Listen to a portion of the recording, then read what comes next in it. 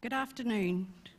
My name is Sherelle Moran, and I've been privileged to be asked to officiate for May and for his family today in the celebration of life for May. People from all different parts of the world have been sending support, letters of love and comfort to the family, and I'd like to read those right now, please.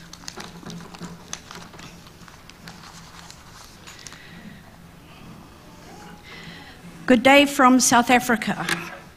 I am greeting all present at the funeral of the late May Vailima and the wonderful name of Jesus.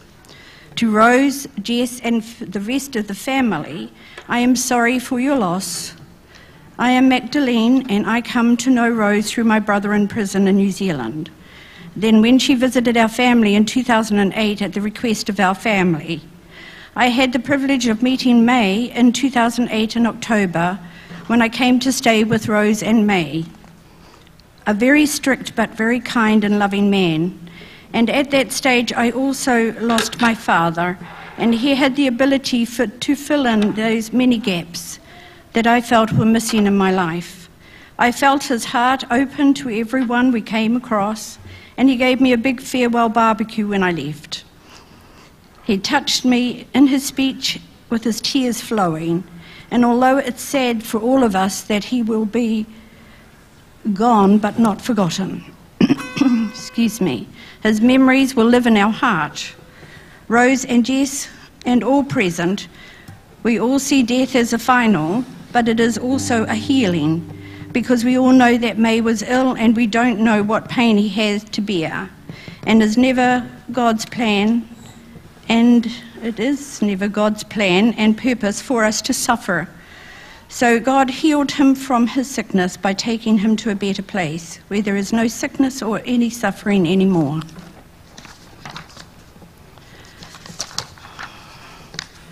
Revelation 21, a promise to us. I wish that I can be there to hug and comfort you, but be assured that I am there in spirit. Rose and Jess, our door will forever be open to you and your family. May was very special and loved you both. Love and miss you, and our deepest condolences are with you and family. Love, Max, Paul, Joey, Sherwin, Marcella, and South Africa.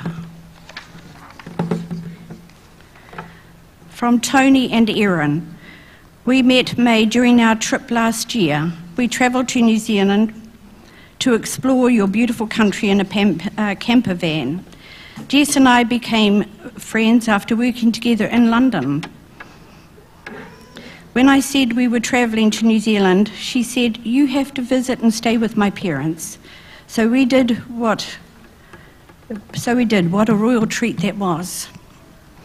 May and Rose welcomed us into their homes, both in Upper Hutt and at the beach, and they also spoiled us. We felt so comfortable with May and Rose. In fact, during a storm, May and Rose had to go back to Upper Hutt and let us stay on a few extra days. Incredibly generous. Our favourite memory was going to dinner with May and Rose.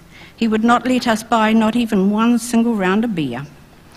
Instead, he bought several jugs, yes, jugs, of his favourite local beer, Tui. I was confused about how we would drink all these without glasses, but May was quick to solve the problem with a few straws.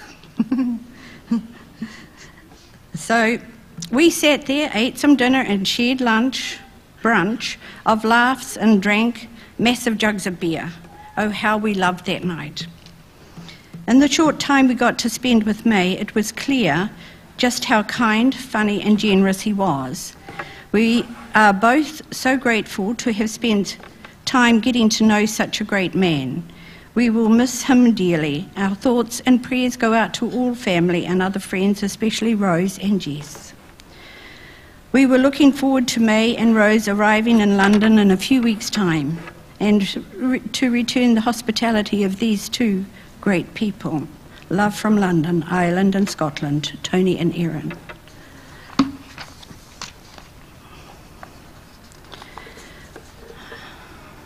Message for May Vailima. Hi Rose, our heartfelt messages for your beloved May. We are fortunate to know May through our son-in-law, Alex. I can't spell it, sorry? Toilola, sorry, thank you. May's nephew. We really enjoyed his company at many family gatherings when they visited Australia and formed a friendship with Rose and May. They showed us such kind and generous hospitality while we visited them in New Zealand, an enjoyable time. He will be remembered as a kind, fun and big-hearted man.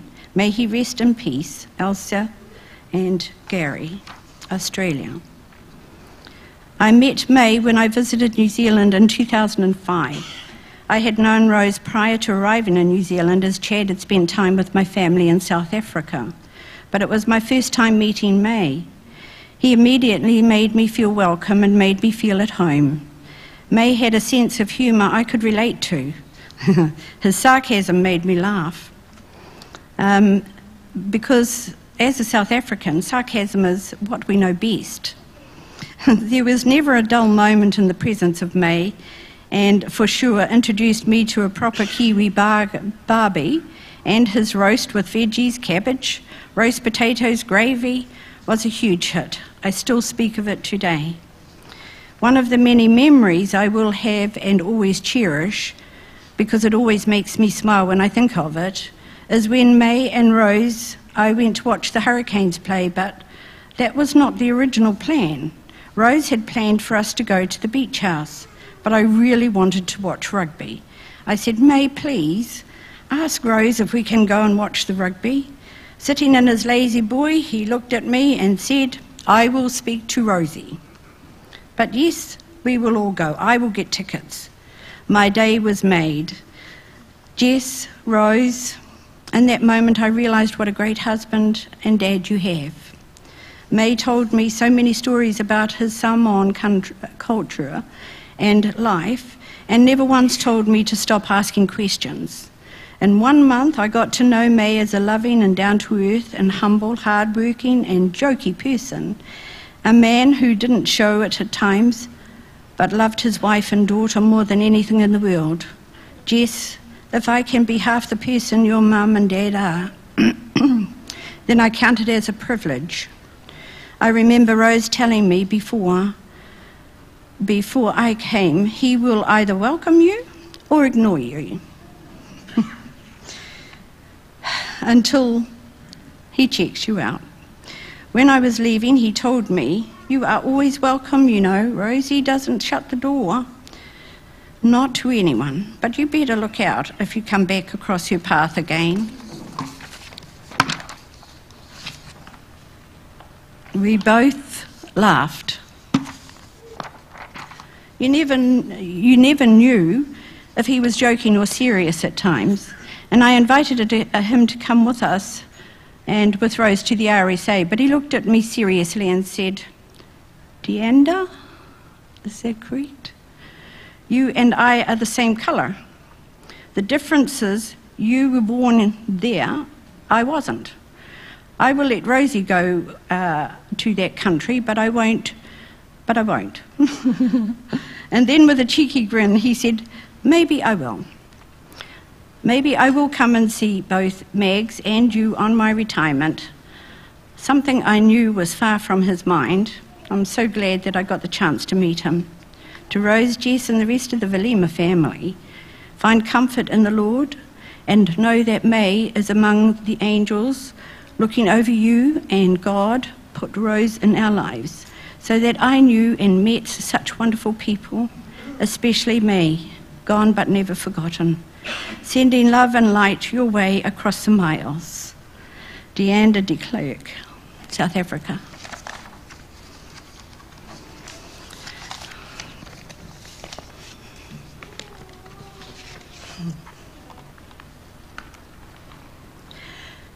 Could we have the opening prayer, please?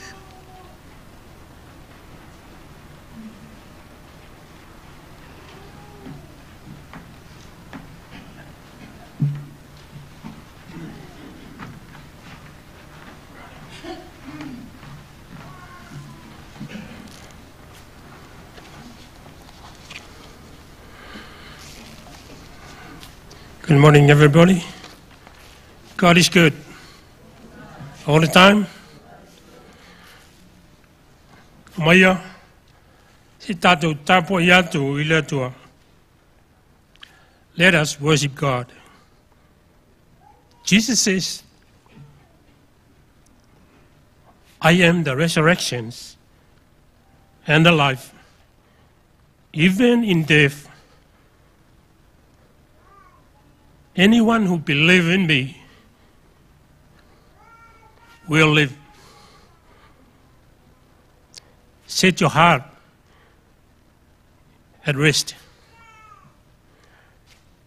Trust in God always. Trust also in me.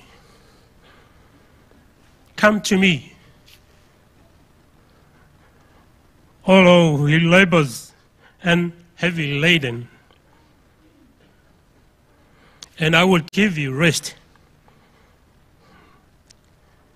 God so loved the world that He gave His only begotten Son.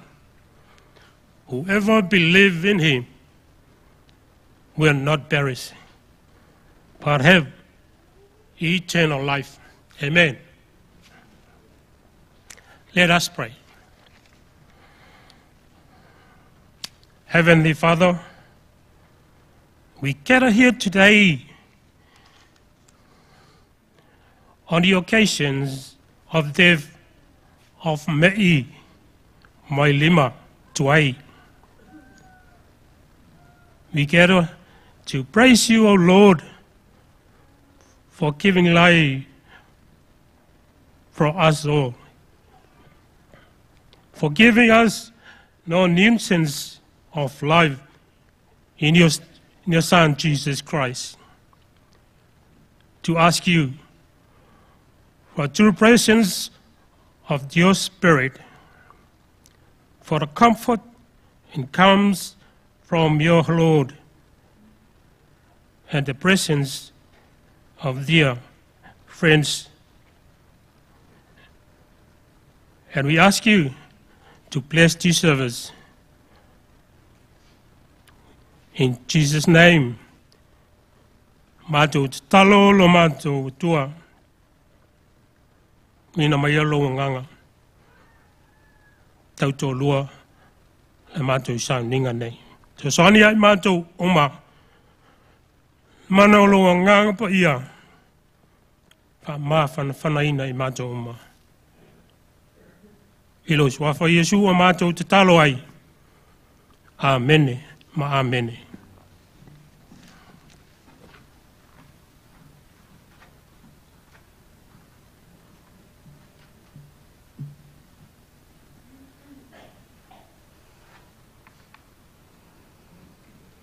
Rose and May are two of my dearest friends, and I've known them both for many years now. May always called Rose and I sisters, and family was all important to May, especially those like his daughter, Jess. He was her light and she was his, and that will never ever change.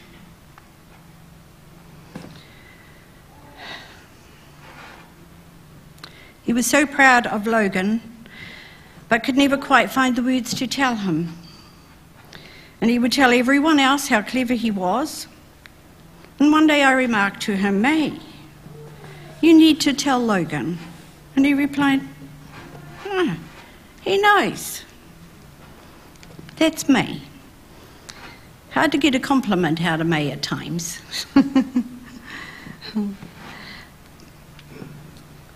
But his arms were always extended to his other children and grandchildren, and of course his longtime friends, all who became his extended family. I've been lucky to be included in that. When I think of May, I have to have a little bit of a grin. He had such a wonderful sense of humour. In fact, he could be so cheeky, talk about porkies, but you couldn't miss the sparkle in his eyes. And I would say, May, you're telling me porkies. And then, of course, that total look of innocence, which I'm sure you all know, on his face. No, you didn't fool me too often, my friend. I always greeted him with a kiss on the cheek and a hello, handsome. He would just grin. And I asked him, and he asked me why I always did that. And I replied, well, it's like this, May. I have a license to tell porkies because of my age, you know. And that got a chuckle out of him. But just before May had his heart surgery, we sat privately for half an hour, and he asked me, when I die, would you do my funeral? I replied, of course. Excuse me, of course.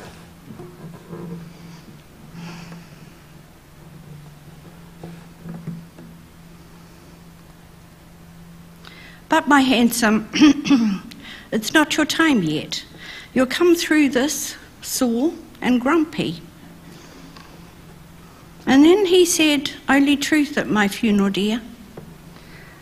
No too long speeches and no bullshit. Been to enough funerals, heard enough bullshit spoken. Don't want that at mine. I grinned and I replied, people will be people, May. But when the time comes, I will try for you. We spoke about many other things that day before Jess and Rose joined us. But that'll always be between May and myself. So I ask you all today to honour May and only speak truth and no rubbish. As May has requested, I got to say it again, no bullshit, please. Now, May did so much for the community and the people of Upper Hutt, always willing to lend a helping hand to anyone who needed it. And as far as work went, he was never late, not ever. In fact, he was always early and worked so hard, he expected the others who worked with him to work hard too. But this is not my story to tell. Could we have the hymn, Bless the Lord, please?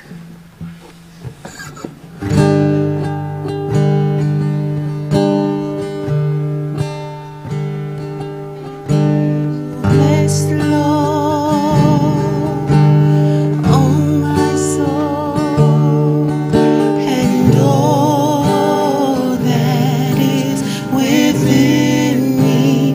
Bless His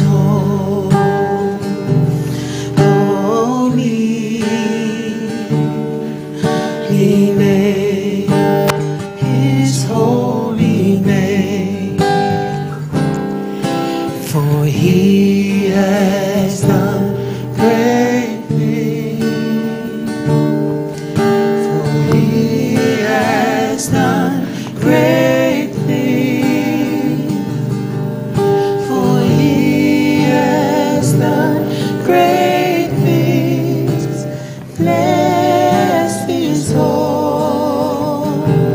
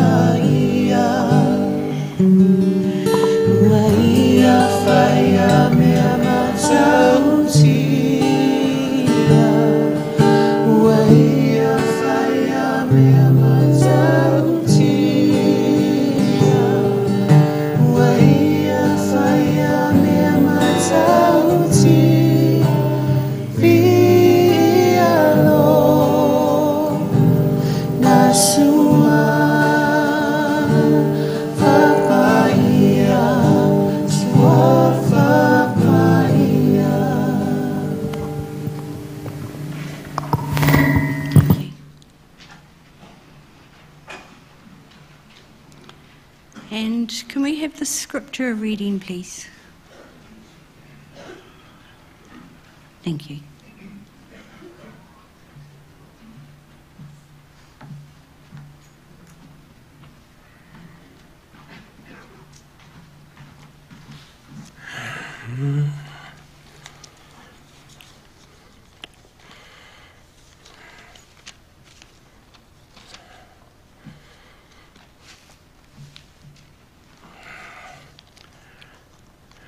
Let us hear a word from God. Blessed are those who mourn, for they shall be comforted. Jesus said, I am the resurrection and the life. If anyone believes in me, even though he dies, he will live. And whoever live and believe in me will never die. For God so loved the world that he gave his only Son, so that everyone believe in him may not die, but have eternal life.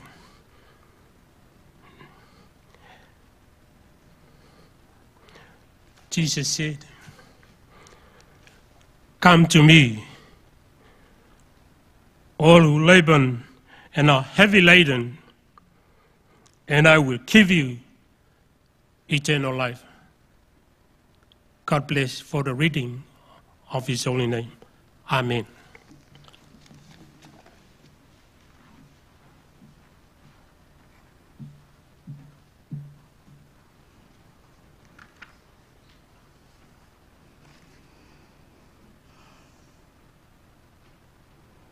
Now, I know that today there are many of you who would love to share with us. Could I ask Utali? Come forward, please. Who will do our eulogy?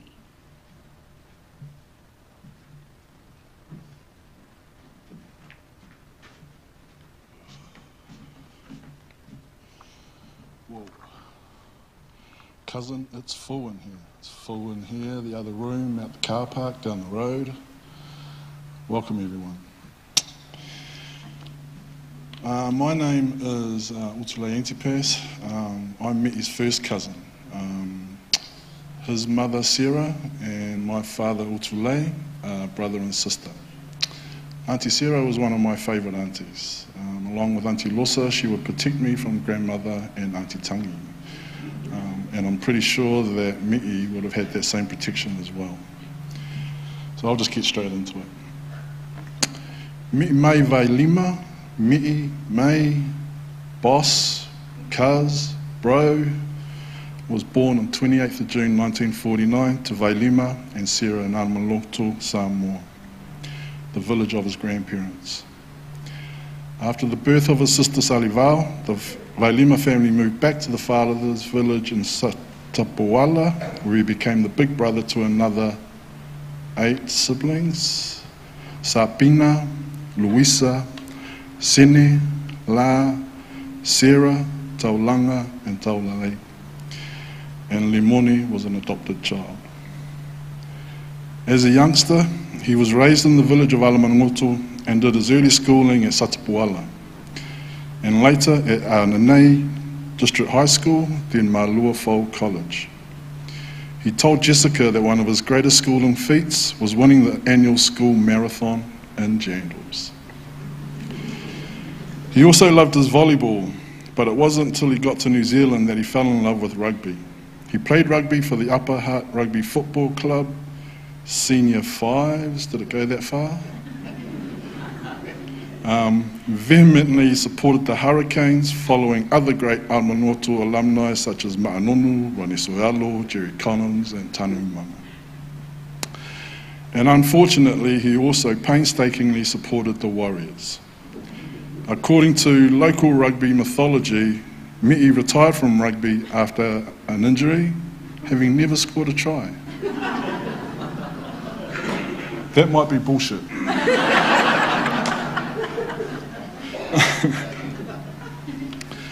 After his college years, he spent his time between Alamangoto and Satapuala, where his parents had begun their own cocoa plantation. His love for the land and his hard-working ethic was born from his toil on these pieces of paradise. It drew Mi'i back time and again, not only to make sure that the wishes of his parents in Satapuala and his grandparents in Alamangoto were met, but to also introduce Jessica and Logan to his heritage, your father's birthright. There's no doubt that life in Samoa was tough. He was the oldest grandchild, the leader of the pack for all his younger cousins and siblings, often taking the self-designated role of either enforcer or bodyguard. One such group for whom he would often act as bodyguard for were the self-proclaimed Three Musketeers, his two cousins Dinah and Tangi and sister Salivao, who between the three of them could get into trouble with everyone and anything at the drop of the hat. As an enforcer, he would, at the behest of his parents or grandparents, make sure the cousins and siblings were doing their part on the land. Rumour has it, though, that after enforcing the will of his elders to work on the land or begin the umu for dinner, Mi'i seemed to inexplicably go missing. His mother, though, considered that Mi'i could not do no wrong, and when informed of Mi'i's AWOL adventures, disciplined the others for telling a baseless untruth. I can imagine that. Yeah. Similarly, he was also the apple in the eye of our much beloved Auntie Losa, but was surpassed when Jessica arrived. For Mi'i, expectations of him were huge, and he did not shy away from them. His position in the family as the eldest meant that as the figurehead talisman, he was expected to maintain the lands, help provide for the growing family, and to ensure that his own parents, including our grandmother, grandfather, and Auntie Losa, wanted for nothing. He maintained that approach right through his life, even from afar. In 1970, and like so many before and after him, the opportunity and chance for a better life beckoned him from Samoa, and he landed in Auckland a few days from his 21st birthday. Grey Lynn, Auckland, welcomed this thick-fringed youngster from Samoa with open arms, and he jumped willingly into its deep hold. But life in New Zealand would not start for Mi'i in Auckland. His uncles had plans for him in Wellington, and so his life in Upper Hutt began. Staying with his uncle and aunties in various locations across Wellington, he learnt that New Zealand was not too much different to life in Samoa.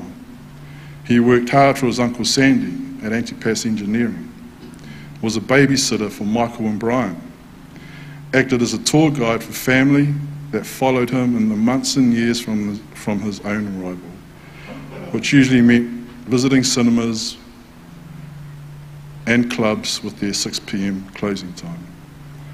It was also in this time, working for his Uncle Sandy, that he learnt his trade as a structural welder, and not a bad one at that. Mi'i, though, like any young man looking to find his place, was restless. What more did life have to offer him? What else could he do? He was beginning to find his rhythm of how life could be led in New Zealand, and in 1974, he decided to chance it. Whilst taking a walk to ponder those many questions to life, he ventured onto Victoria Street, stumbling across a young lady trying to mow her lawns. In those days, Victoria Street, and more so Upper Hutt, was not commonplace for a young strapping Samoan male to be, especially given the government of the day's approach towards Pacific migrants. But Mi'i was intrigued. He helped the young lady to fix the mower and proceeded to try on his newfound New Zealand charm. The young maiden with that faulty mower would have nothing of it. The mower was fixed, and she thanked the dark stranger and then ran back into the house. A few days after, Mi'i again showed up, but this time knocking at the front door. A knock that wouldn't be answered as the young maiden hid from view, nervous about what this dark mystery man wanted. That young maiden I refer to is Rose. Rose, however, was not to know two very important things about this specific and very calculated, well-planned interaction. One, Mi'i was at the time working with her father, so obviously knew of her. Two, Mi'i was a part-time barman at the Provincial Tavern, the only local in Upper Hutt at the time. Both these elements conspired with each other, and when Rose attended a function at the Provincial Tavern, who was there greeting her with his suave smile, blue suede shoes, and flashbacked hair but me? They've been together now for 44 years. And as Danny Zuko would say to Sandy Olsen, we'll be together like Shamnuling. I can't believe I did that. But I put grease into it somehow. From 1975, Mi'i became more independent, trailblazing a life which he could call his own. He was a master welder, and he grew into a master craftsman, DIYer, and handyman. Arts he learnt in the jobs and the people he met in his professional career. He worked at Zips in Taira and Upper Hutt, trained in engineering. A stint in Auckland with Reams didn't work out, so he came back to Upper Hutt, taking up a role at milk treatment plant, again in Taita. Mi'i then went to work for GM Motors, where he became the supervisor at the body shop. It is here at GM's which crystallised his standing in the community and built upon his wide array of growing friends. From GM's, Mi'i went on to GCM Contracting as their maintenance manager. His time here afforded us the honour of seeing Mi'i in his trademark red Toyota Hilux U, which is now legendary and synonymous with him in these parts of the woods. Locate the truck, Mi'i's not far behind. He and Rose also spent time in real estate and as dairy owners. His last 20 years was spent at Wedgelock in Upper Hutt, where he rose to the position of factory manager in the welding section. He didn't want anything higher, as that would bring him face to face with his nemesis, technology and computers. Mi'i was a man for the tools, and a tool man he wanted to stay. To the family of Wedgelock, we give you thanks. We give thanks to you for giving Mi'i some of the best 20 years any man could have had. Much appreciated. But Mi'i was more than a colleague or acquaintance. When you met him, worked with him, or simply shared a smoko break with him, you were in reality a friend for life. He would tell you if you weren't his friend. The friendships he gained and how he reciprocated that friendship is epitomised in that which he shared with George Adamson, whose daughter Lynette has been a constant presence at the house since the news of Mi'i's passing last Thursday. As George's illness set in, Mi'i helped him through some of the most testing times at GM's. And as George succumbed to his illness, Mi'i was also there and engaged as he helped his dear friend transition. Mi'i had cast the bond of friendship with George and his family, and he has moulded that same friendship with you all here today. We thank you for enhancing and enriching his life and ours with your care and love for him. Mi'i was also very well travelled, sitting down in places such as London, the States, Korea, Japan, and Taiwan. I'm envious of that. He and Rose also looked to escape from the hustle and bustle of Upper Hutt and took up a seaside property in Waitarere. Many of you whom he has met along those travels are here today. Welcome. Along his many travels, learning from all the jobs he had, Mi'i was very well versed in anything from carpet laying, tiling, carpentry, plastering, and painting. He took those skills and offered them up freely to his friends and family here in New Zealand and Samoa.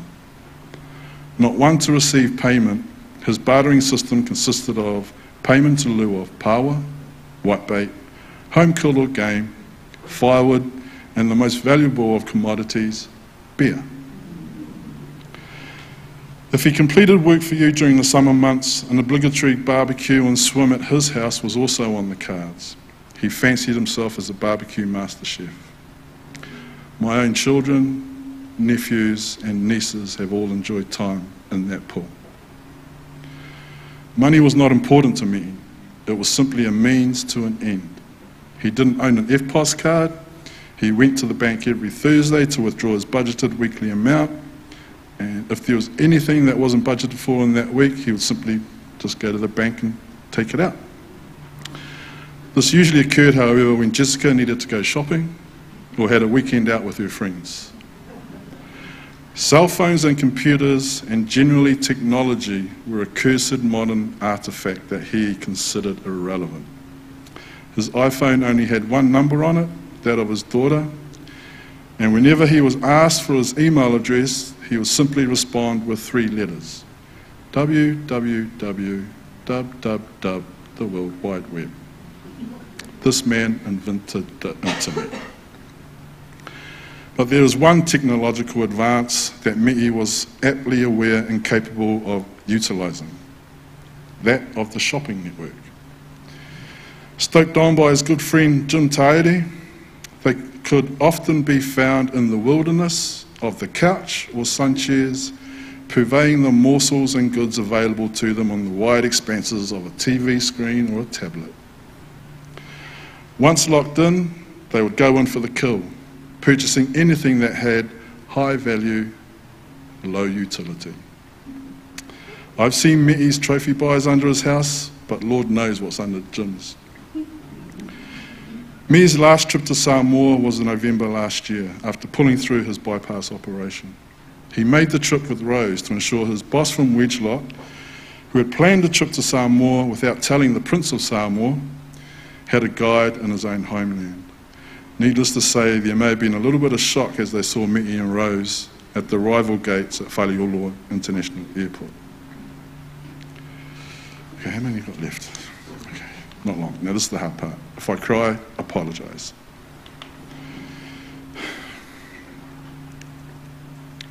Meimai did not work hard to play hard. He worked hard so he and his family could enjoy life. He worked hard for his family in Samoa, so they at least had a good shot at it. He brought over and housed his siblings and cousins when they arrived in New Zealand, and he and Rose cared for his sister's children, and Meimai tended to his Uncle Tom with the love of a son. A strong and tough individual, but with a soft interior. A cheeky streak that would accompany his comical, humorous nature, which I think is bullshit. Yeah. But what was most ardent about him was that he didn't waste his words. It was his actions that meant the most. But it is 30th of March 1990 that really stands out. It is the day that a 1 pound 3 ounce baby was born, Jessica. One of the most poignant moments was hearing how Jessica, when she was born, could fit into the hands of her father. A reflection of the relationship that she has and will always have with her. His hands of security, love and hope for her, that no matter where she is, Meimai will always be there and give her guidance and direction. His love for you is immeasurable. He is the beloved hero to Jessica, Logan and Rose, but to me and my family, he was Superman. Nwela manangap.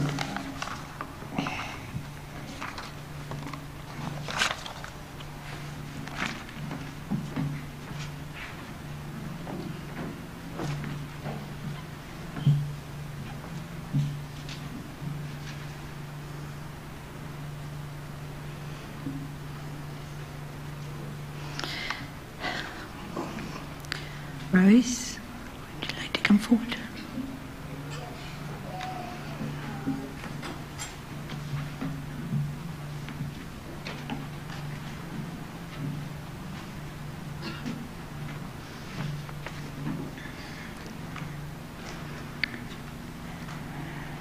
Kia ora, talofa, hello. A lot of what I would have said has been said, so you'll just have to bear with me. I'd just like to thank everybody who's been there for us over the last few days, who've come with their koha, their food, whatever. It's been so amazing. To Roberta, I don't know where you are, you've been a godsend. Thank you very much. To Caesar, I don't know what to say to you. You're our son, and I know you'll be cut up just like everybody else. To the Wedgelock, I was going to say boys, sorry girls, but to the Wedgelock crew, you were his family. You saw him more than me at times. But I just will try and do my best to say some bits and pieces today. I don't want to be too long, but I've written it down just in case I forget. As most people know, 10 months ago, May had unexpectedly a massive heart attack that should have taken him. But after a quad bypass, he survived it and followed the doctor instructions to a T. Last Tuesday, he went to the doctor, the first time in his life without me, as I had an appointment at Hutt Hospital, and came back laughing and said, Simon told me, he had his hand like this, Simon told me my motor has been fully rebored and has given me a waff for another 10 years. Not 36 hours later, we had lost him. I say we, as it's not only Jess, Logan and I feeling that loss, but everyone here, or you wouldn't be here today. We joked for years about funerals, burials, etc., even to what he wanted if he went first. Something in later years was the way he wanted it, and in hindsight, actually prepared for it in recent months. And one thing he made me promise after I had spoken at a funeral was not to get up and talk bullshit at his funeral, saying things that he didn't think were true. I am sick of going to places like funerals and hearing everyone say, oh, that person's nice and that person's horrible, when you know they're totally different. So I'm here today to tell you the truth, I think. Early life with May. I was a solo mum of 3 little girls when May came into our lives 44 years ago.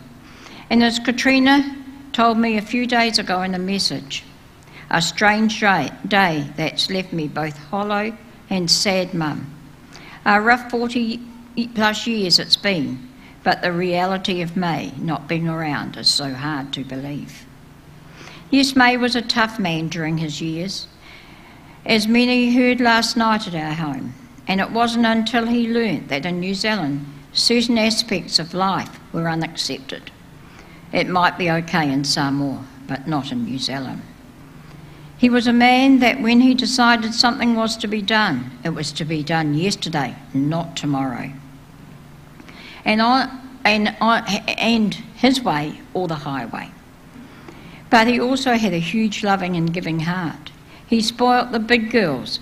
Each girl, if they passed their school cert, it was their day to choose a car, which he bought them. For Joanna, she didn't want a car, she wanted a horse.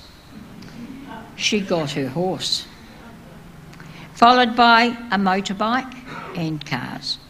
Bev and Katrina, it was a car. They all had him twisted round his little finger, especially Bev, who changed her cards rapidly from a little Beetle that wasn't good enough for her to a sports car, then to a brand new Barina before leaving home. Travelling all over the world every Christmas, we would have our Christmas dinner with my parents, and then that afternoon we'd be on the plane somewhere. The kids choosing most times with him where our next trip would be. But nothing was free. They had to work to do. When they came home from schools and when they started moaning, they were told, Mum and I work hard to provide your trips. Easy for us, we can stay home. even ensuring they did paper runs for pocket money. Lol, half the time they were done by the car with him driving and the girl throwing out the paper. One holiday I vividly remember, as the girls were not early risers at any time, and we were in Anaheim, and he told them, "It's like this, you guys. We didn't come here to sleep, so if that's your plan, we're on the next plane home. Our plan is we're on the road at 8 a.m, so up at 7:30. If you want to wash or dry your hair, forget it, get up earlier." And that was the trip we had. No one slept in after that, and many times were spent on trips all around the globe, including our first visit to Samoa, a real eye-opener for Bev. No hot water, spiders all about, and the pretty white girl having others come and just stare or poke at her. At first my parents found it hard to accept him, though my dad knew him from work. Samoans had bad names here in New Zealand at the time, and the dawn rains were about, and they didn't want us to be subjected to any hardship or knocking on doors at midnight. And my mum told him so and asked him to stay away, which he did for a while, but then he went to see them one day, unbeknown to me, and eventually was accepted. For me, what was important, he had been brought up in the Samoa way to respect his parents, and what they said was what happened. Thus he had to get my parents' approval. And from that day, my parents respected him, and they became very close. And he was there for them till both passed away. For Dad, he was very special, as Mum passed away a long time before Dad, and Dad became very unable to do normal outside things, and May was there every day for him after work, and in later years, along with Logan. May was instrumental in sponsoring all his siblings to New Zealand, as well as other family members. As being the oldest, it was expected of him, and to that extent our house was always full. In our early years we had many extra kids who we brought up, not only his extended family, but also friends' kids who had been fighting at home or kicked out, who I might add caused us some great hassles. I won't name you people here so you won't be embarrassed. Then May's sister, who was and still is very close to us, had a daughter out of wedlock, and that was frowned on in those days in the culture, and May was devastated and wanted to kill the husband or the boyfriend of the time. And in his eyes there was only one at fault. Sapina wasn't. And baby Joan and Sapina were left alone. And I told him one day I'm off to collect them both. And he told me when he got home, if they're here, I won't be. And I replied, "It's my house, you leave Sapina with me and you can go." It took him a week or two to accept, but he often used to talk about it with a laugh later in years and tell Joan, "You have your auntie to thank, not me." Joan was followed by Alex, and she lived with us, and their mother and father worked. And it was one day, one of the saddest days of his life, when we got a knock on the door, and there was Sapina and Peter telling us they were on the next plane to Australia and taking our kids. But our kids still remained our kids, and no matter where they are in Australia, they've never forgotten us and we've never forgotten them. And I thank them both for being here today. May's mother was a very demanding lady, but loving, and thought May could click his fingers and do anything, so much so that for Peter and Lossa, his young nieces were sent over for a holiday. But he was then told he had to keep them and put them in school. Thus, overstayers they became, and the only way for that was for us to adopt them, which we did with the help of friends and government. Thus our house once again swelled. These girls were challenging, and along with my three, all teenagers, you can just imagine.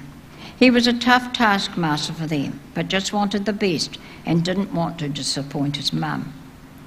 After living here for a number of years, he became known as a Palangi in his family area of Samoa, as he gave up lots of his culture he had been accustomed to. As he said, he had to support the New Zealand way of life once he became a citizen.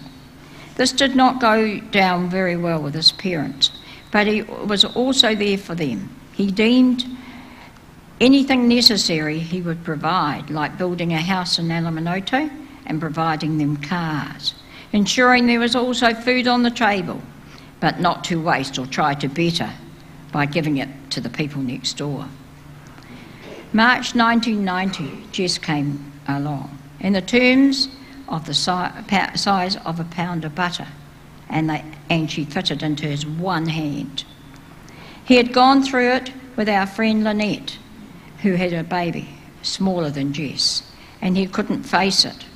So for 2 days I didn't see him until Lynette went and got him from General Motors and picked him up and said, "You're coming here for this afternoon." Once he had seen Jess again, he was fine. He was very sad when she left our home to Australia, but then he thought, no, she's going to Sapina and she's only 3 hours away. She flipped home every little while. We'd be in bed asleep and the door would open. "I'm here." He then was very sad when she went to London because it was so far away. But he agreed that she had to make a life of her own. And we were there to go there for our 70th birthdays in a few weeks' time. May loved all his grandchildren and there for them all when they were young, going to sports games, birthdays, you name it. And in later years, when some decided to live their own life, he missed them dearly and was pleased to see Danielle and Jacob come to visit him in hospital last year. His young mate, Logan, who lived with us for most of his life in more ways than one, did everything possible to see that he was on the right track. They fought every day, his bedroom's never tidy, and his grandfather said, "If you don't tidy it up the time I get home, the rubbish bin will be full." Logan laughed till one day he started doing so. Logan's latest achievement after many years happened in the past month when he was allowed to put a TV on the wall rather than on the shelf. But to do that he had to come down to church here to be shown how it was and to see if he could make it at Weedlock to save money, but he couldn't. May, when he first came to New Zealand, had a few jobs, and they were a dime a dozen then, so if you didn't like somebody, you could just go out the door and get another one down the road. When he came to live in Upper Hutt, he got a job in Trojan Engineering and became the owner's adopted son. He worked there till Trojan relocated, taking his sisters there with him when we brought them to New Zealand. He refused to transfer with Trojan when they went to Auckland, so he then went down to GM's, where he remained, climbing the ladder very quickly, much to others' disgust, till it closed in 1990, a day that upset May very much. There he had many friends, one at age 83 who partied their hours away with him so much and has travelled down here from Hawke's Bay to be with us. Thank you, Maury. When he heard and rang me, he said, "I want to come, Rosie, only if you don't make me say a speech, as I'm too emotional. I can't believe my mate, Mr. May, has gone before me. It should have been me." Maury, or Mr. Bullshit, as you are known to all of us, thanks for travelling and spending the time with us. We have happy memories of your times. May then went to Precision, but was headhunted by a friend of ours to manage the maintenance side of GCM contractors who ran Housing New Zealand maintenance section. After deep thought he agreed to go, thinking he would be there forever. But alas, a number of years later the government changed and Housing New Zealand maintenance programs changed and contracts were cancelled, and May found himself redundant again. This time he was just on 50 and was both angry it happened and went into depression. In a roundabout way that I won't elaborate on because I'm sure somebody might, a job at Wedgelock he got, and just on 20 years later he served his last day on the 10th of April 2009. Wedgelock was his life. He gave it 200% and expected all others to do so. A long face, a grumpy voice. Outside the factory he had the name Mr. Wedgelock, and many used to say, "Have you a bed there?" especially when he was a machine doing 105 hours per week. Some could hardly do 42. He was just a workaholic, and everything must be done properly or done again. Many times we were planning things, but it had to change as Matt wants an order out and I have to do it. And he must complete it, even if it meant working 20 hours a week, 20 hours a day. He was even giving orders from his hospital bed the day he had his first heart attack before his op, and as soon as he was able to talk after his bypass, he asked Matt every day, "What's going on? Has such and such been done? What's the figures for the end of the month like?" Matt would say, "Uncle, forget work." But I will leave Matt to talk re Wedgelock.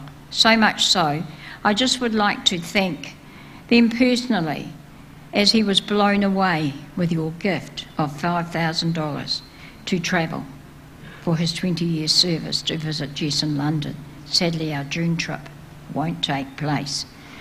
And on that note, to you guys, we've just been to Wedgelock, and the boys carried him through for his last time and said words and sang to him. That was really beautiful. I will never, ever forget that. Graham, to you, you were his best mate. He cannot thank you enough for the things you taught him. We were at your home in Otaki just the 2 days or so before you shifted. You walked round the paddocks with him and showed him various bits. He came back and he couldn't stop talking for weeks about what you were doing and what you weren't doing and what you'd done. Though he'd been there before, this was very special this time to him. He was a man that always looked grumpy. Everyone used to say, if I put a photo up, "Uncle, put a smile on your face." But there were times with May you knew that grump look. If you were sitting on his chair or somebody like that, you just he came in and just looked at you and you got up. You had to get up because you felt it. But he was kind to everybody. He would do his pool every day, and when a little mate of ours knew of his passing the other day, he said to his father, "Dad, but who's going to do the pool?" So he had work ethics that has gone down to young ones, and I just hope that everyone here realises that, you know, working is what you have to do to keep alive. Don't be like him though, because you won't last. But in hindsight, I am sure unconsciously something was telling him in his mind that his heart was not going to beat much longer. In the past few months, at great speed, we had to have the beach roofed. Windows double glazed, and our poor friend Mike was pushed to his limits to hurry up and get things done. If he hadn't done it when we got there, it was on, "Will you ring him, Rose?" Poor Mike. But hey, Mike, you've known him long enough. And he said, "Well, that's the beach done." Then one Sunday recently, sitting in his chair, he looked up and saw the wallpaper splitting, and it was driving him mad. It had been like it for 10 years. And thus Upper Hutt started. Poor Baz had a time frame once started, as May was to paint it himself. The time frame didn't happen, so Baz said, "Leave it, I will paint it." And I must admit, I saw the relief in May's face, as he hated painting at any time. He was a perfectionist, and alas, this deal was not completed right. And at 3 a.m. for a couple of mornings before he headed to work at 4 a.m, he was up sanding and painting it himself. The night he died, he said to me, "Did you order the blinds, windows, etc.?" And I said, "No." He said, "Do it in the morning. And the carpet, I like number 61 of the samples we have received." I told him, "Wait till we come back from London." But no, he wanted it done. He then said, "It leaves only Logan to paint the deck and Jimmy G to help me to do the side. And by then I might think of retiring when we get back." I said, "Retiring?" And he said, "Yes, rumour has it that we are shifting buildings back to Seaview, and I can't be bothered going down there." Our life together was not always the best when he was full on drinking. We disagreed on many things, but always laughed afterwards. Things we growled about and said must hurry and do before he got home, or "Don't tell May," or "Oh, Grandad won't. I don't want Grandad to know that." Always happened. A pinhead now, and wish we could be saying that again. I will miss him more than words can say, but I have tried amongst hardship to ensure you had the funeral you wanted if you went before me. Respect is something you always deserved, and something you always said everybody should have.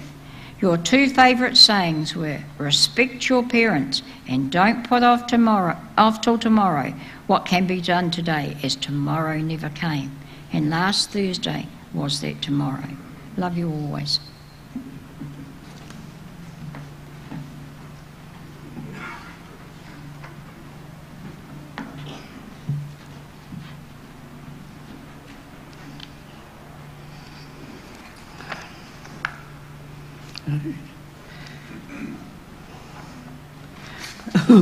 Sorry, all my pages have been mixed up. I think it's, geez,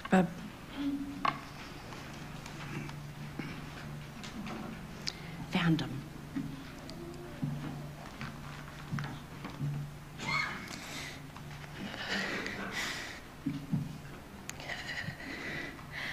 My hero, my best friend, my popsicle.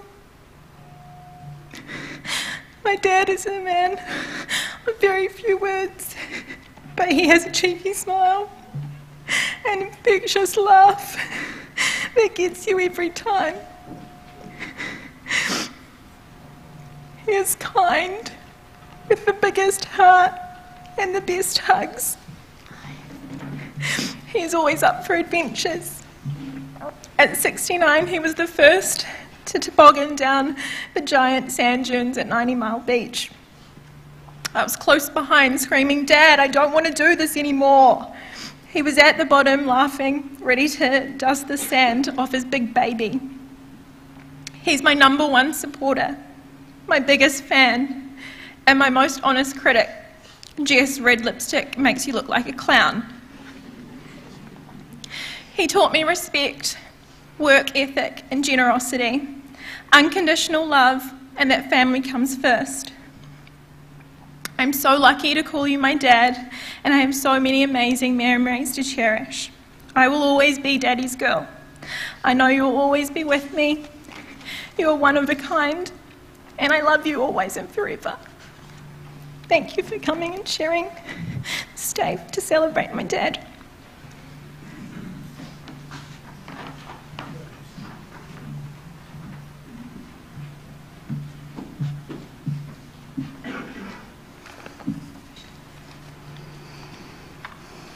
Caesar?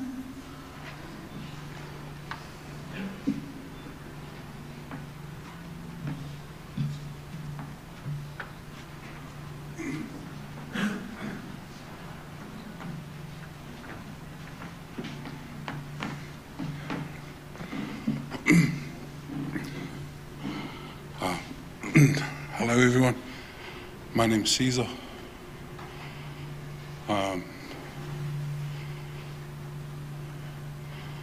I know Pops right now is just, he'd be like, "Oh, why are all these people here?"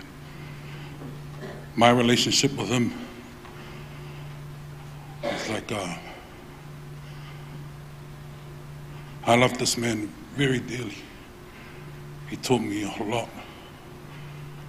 I first started at Wedgelock when I was on my just had my 23rd birthday. I'm 39 now. And they were walking me through, I think it was Peter. And the first thing he turned around, he was walking down and he turned around to me. He goes, Peter goes, that's me. And I went, man, also for. And he looked at Peter and he goes, I told you not to hire any more black guys. Excuse my language. But that was just me. And I was like, okay, give me 2 months and I'll break him. And I did. I started in October. And he was welding away and he was right next to the garage door. He had a meter ruler. I'd go pick it up and he's welding away. You can't see anything when you're welding. It's all dark. You can just see the arc. And I go like that and I whack him on the bum and I hide behind the... And you should have heard the whole factory, heard him swearing his head off. Who was that? Just walking around the other side. And I'll go up to him, I heard you screaming, what's wrong? He just looked at me and carry on welding. Ignored me for 2 months. And I just kept doing that. Kept hitting him. He was like, oh, who's that? He was going crazy. And he knew it was me. And then the last time he caught me, he turned around because he could see my reflection in his helmet. And he just laughed. He gave out and I went, yes, I've broken this old fella. One thing you should understand about me, they're the generation. I'm a proud Samoan. I love my culture. If you can imagine being born in the islands, being brought up in a family you don't have much, so they send you to New Zealand for a better life and a better future.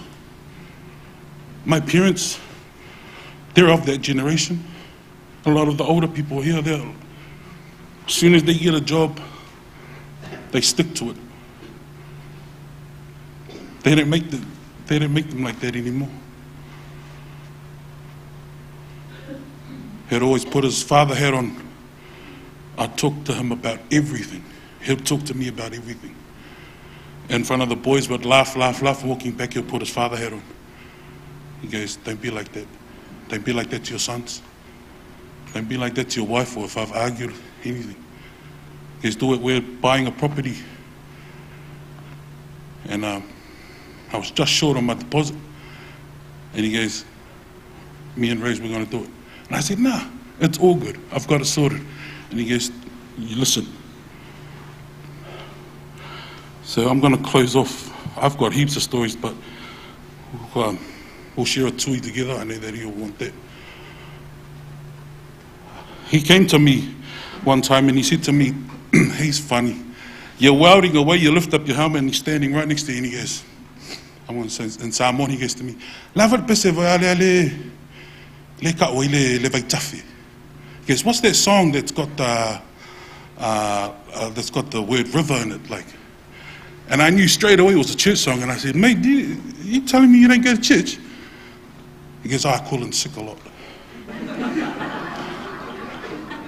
He never calls him sick to work, but he calls him sick to come to church. And then he goes to me, can you sing it? And I said, where can you? He goes, I'm your boss, sing it.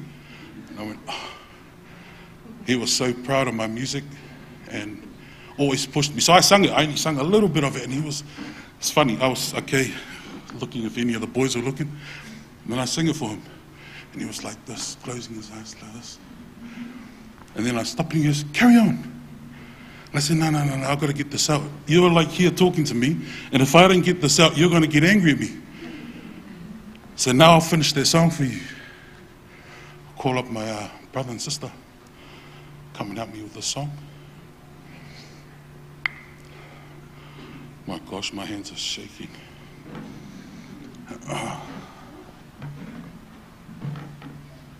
Don't worry. No BS.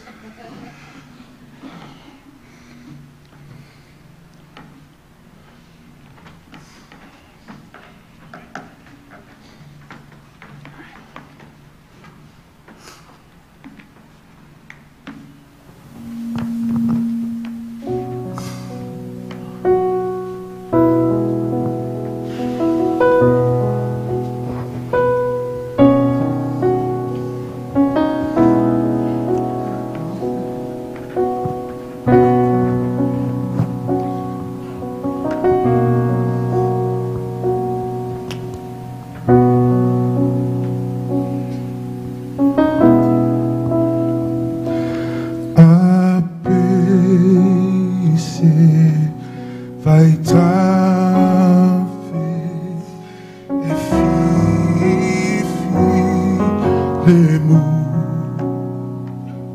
e luti ai nei i le so e o sangane o te Vailima mea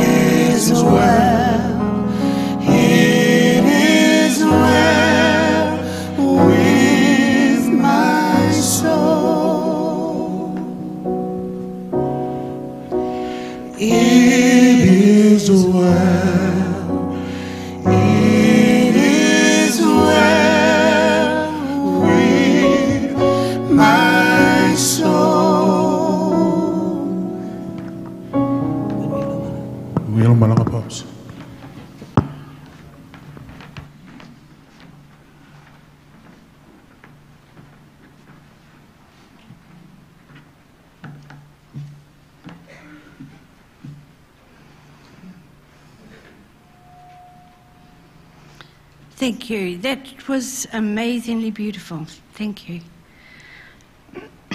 Jim? Tidy?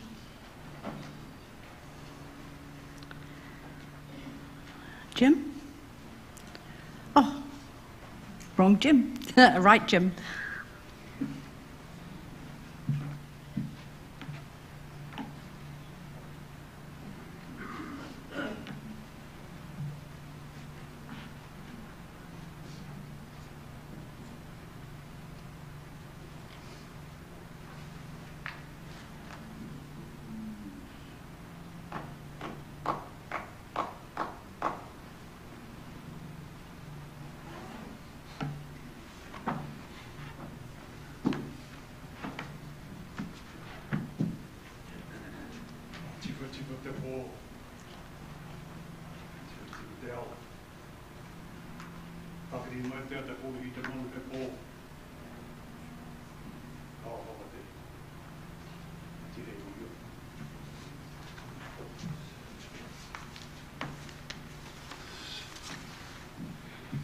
Are ngā mana i ngā leo.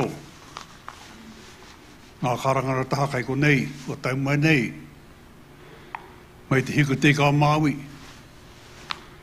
ki ngā taha lua, te rāwhiti tau au,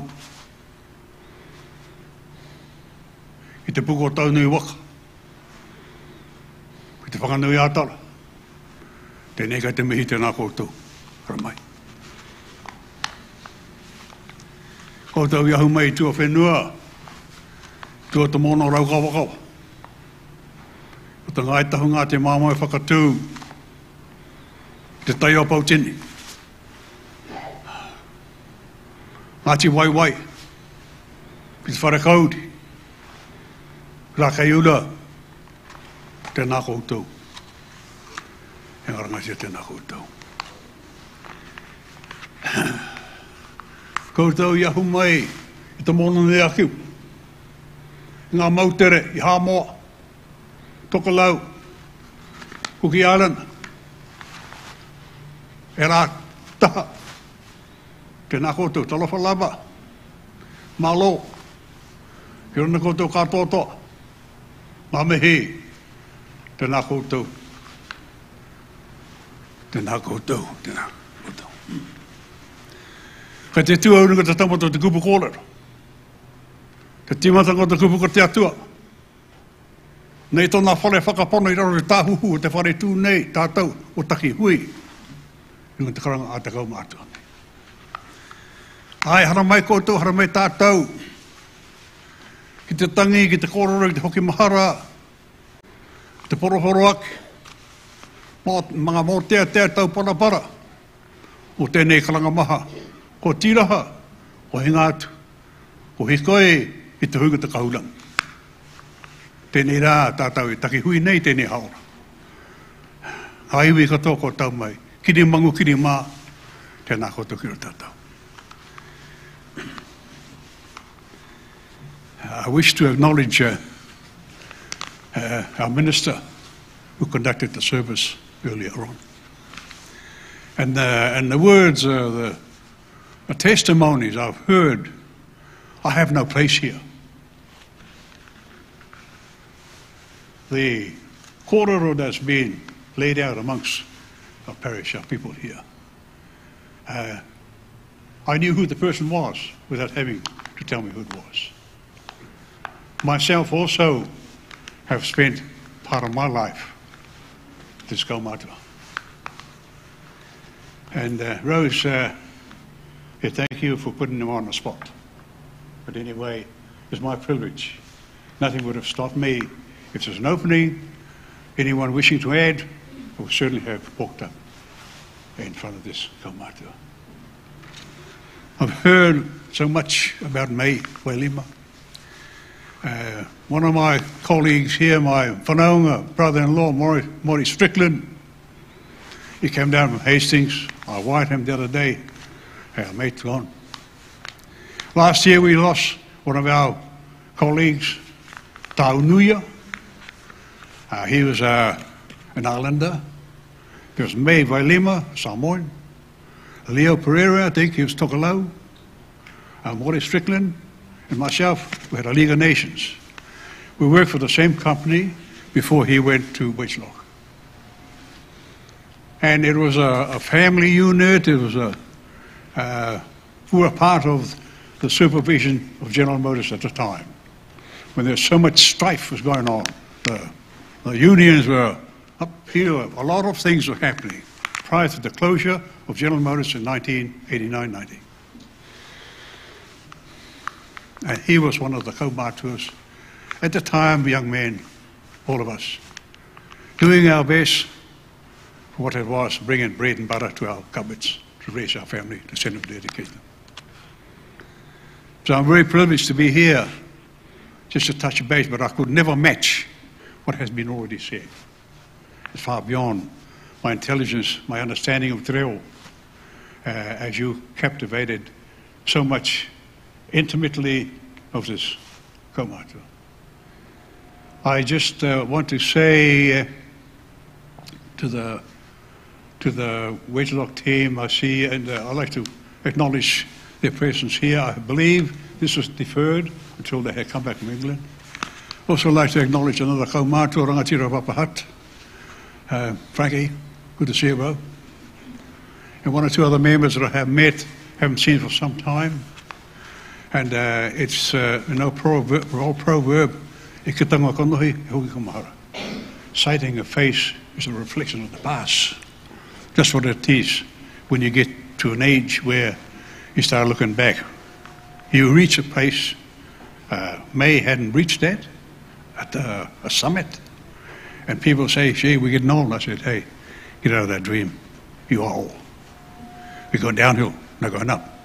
But May, I don't think, had reached that, because I think that was young. But to the family, Jess, where you were very, very special. You know, he talked about, well, yeah, in the times that we had time together. Te mo mai ke a koe.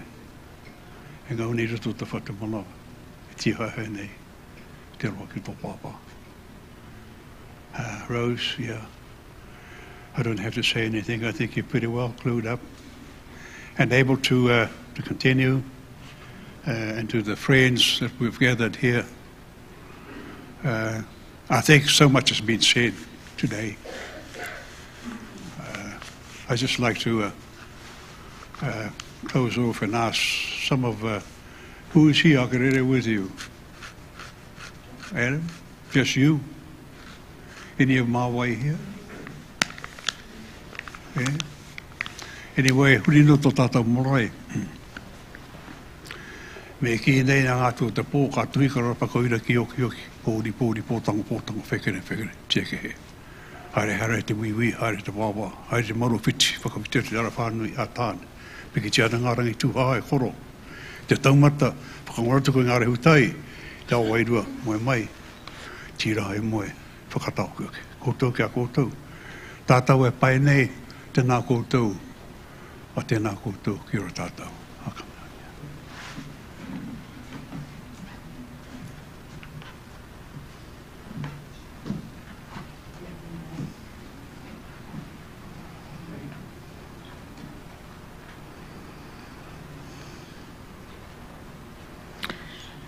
I have here wedge lock.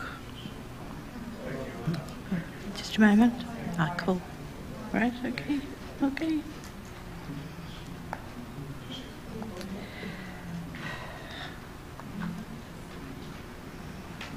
This, the lyrics of this is quite okay.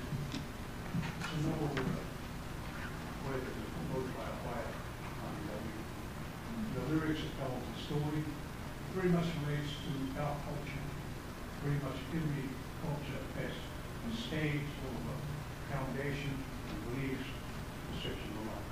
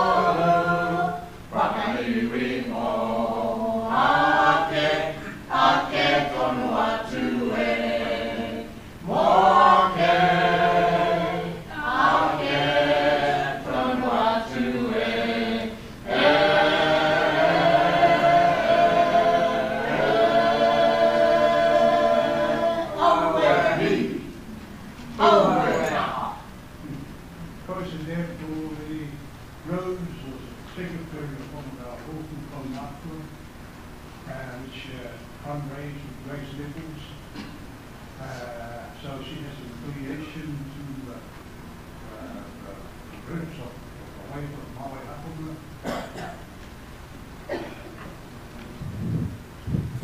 Thank you. That's letting me know I haven't got a big mouth. Kia ora. I'm sorry about that if you didn't hear. But as I say, Rose was, along with Grace, was instrumental in fundraising. We went up to, right up north, right up to Wairua.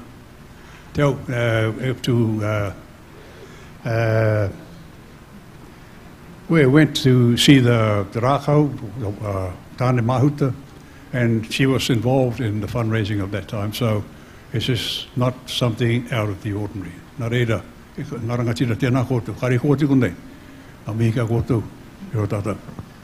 I laid my rākau on this rangatira.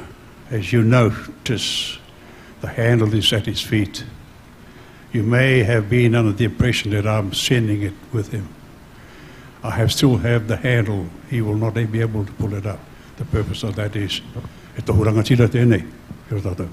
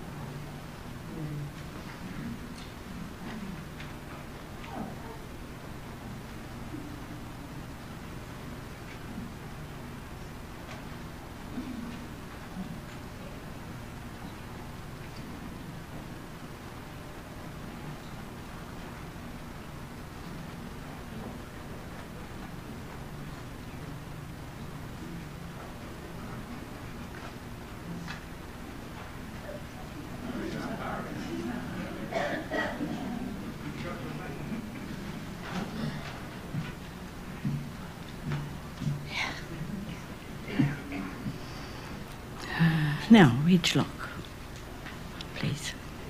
Thank you.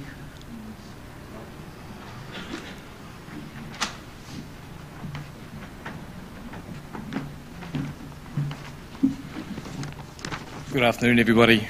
I stand here with my brother, David Calvert. I'm Matthew Calvert. We're the sons of Graham and Maria Calvert, who we formed Ridgelock with many years ago.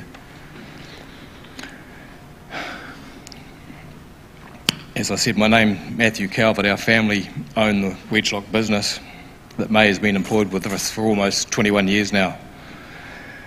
In July 1998, May began working with our company, and from memory at that time, I think we had about 5 or 6 employees. Last week, my brother David and I received the very sad news on the passing of May while we were away at a trade show in Germany.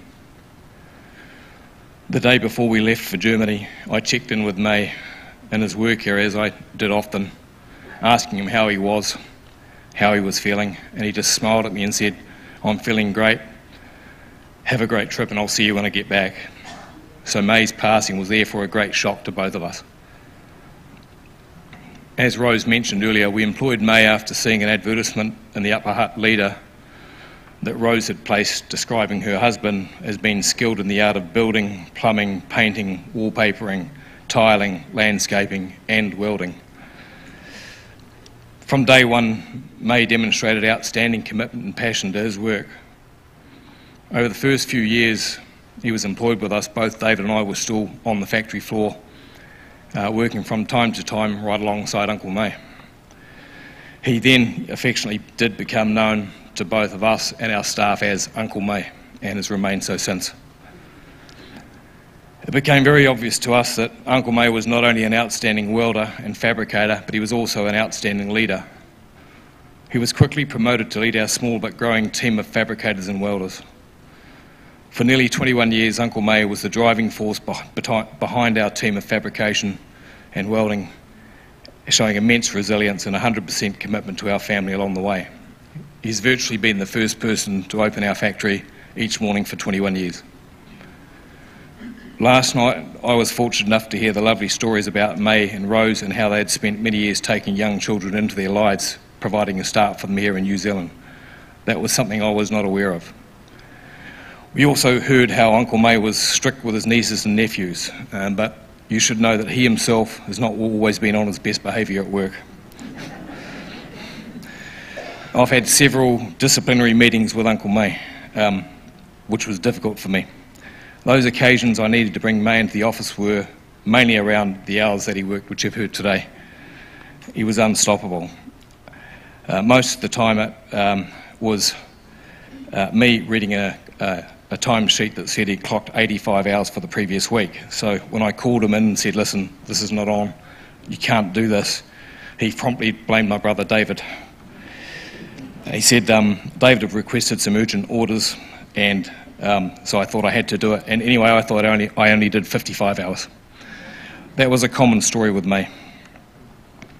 In the early days, the Wedgelock Christmas functions were quite small and a lot of fun. May was always the life of this party, and the more tui beers he had, the funnier he got. He was also usually the last one to leave, along with his loyal team of fabricators. Uncle, Christmas parties will never be the same again without you. Whenever we had customer visits or tours of the factory, I would introduce May to them personally as we walked the factory floor. May would promptly demonstrate his sales skills by advising the customers that they had not given us enough orders for the month and please give us some more. He left a lasting impression with everybody that he touched. A month ago, we held our 25th anniversary celebration as a company, and the customers got to hear firsthand how special May had been as an employee for us as we awarded him a well-deserved commitment award. May was extremely proud and could then be seen dancing into the night as we celebrated into the early hours. Last year in July, we also celebrated May's 20th anniversary with the company, and this involved a morning tea and awards presentation. Earlier, May had suggested that there would be no fanfare and simply a cup of coffee with David and I upstairs would be fine. That was never going to happen. Then on the Saturday night, we had a lovely dinner with May, Rose and our family. We had an amazing night with them, and we talked about the good old days together and celebrated an extremely grateful 20 years of service for our company. May then promptly tried to pay the dinner bill, suggesting he owed it to us for employing him. This was the measure of May and the person that he was. Just a few days later, Uncle May had his heart attack at home. It's almost as if he was hanging on to make his 20th anniversary. He spent the next few months recuperating. When he had clearance to return to work a few weeks before Christmas, his doctor indicated he could work limited hours until the Christmas break. After the first week, I checked his timesheet and he'd obviously worked more than he should have. I called him into the office again and said, listen, you've breached your work hours commitment. This time it's the doctor's orders that you've broken. He left the room with his tail between his legs and promptly stuck to his scheduled 20-odd hours a week for the following weeks. May's been our most outstanding employee. No one has been better and no one ever will be able to surpass May for his loyalty, commitment and passion to his work. Over the years, we've had quite a few different factory managers and production managers running the facility overall. Whenever May took an extended holiday to Samoa for a few weeks, these production managers would blame the drop in output on May being away. They would often say, May does the work of 3 men, so we can't expect the factory to perform when he was away. And that is the truth. He did produce the work of 3 men. To Rose, to Jessie, and to the extended family of Uncle May, on behalf of our entire team, both past and present at Wedgelock, and also the Calvert family, I'd like to extend our sincere love and support to you at this time of grief. And to you, Uncle May, I'll miss our regular chats at your workbench. I'll miss seeing your red truck in the car park, and I'll miss your infectious and positive attitude about everything in life. Uncle May, you will never be replaced.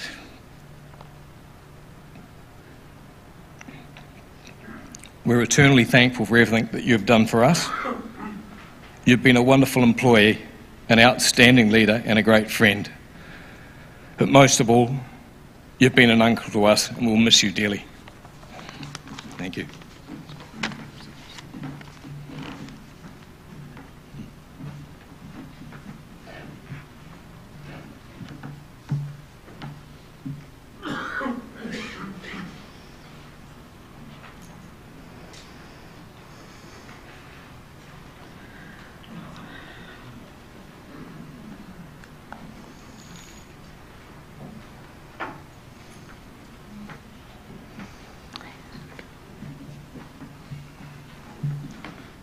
Kia ora tātou, Dola Palava.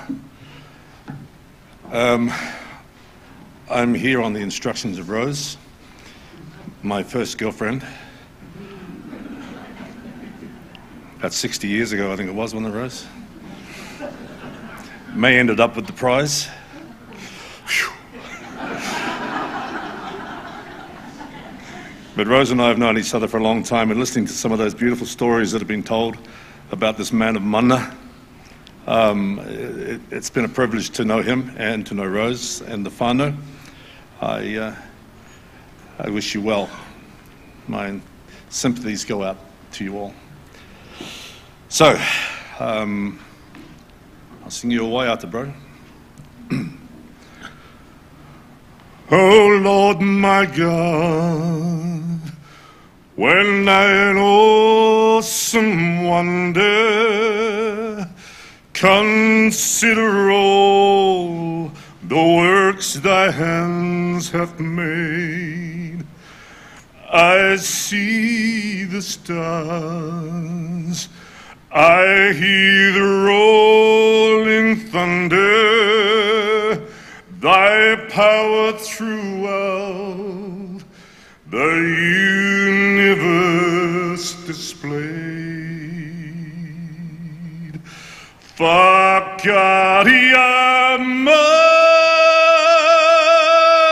tori peka kia, tia ho mai, raroto I te pō. He kone atu tira atu ai. Ora matei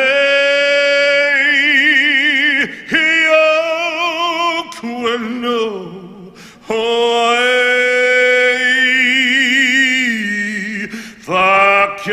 Whakariama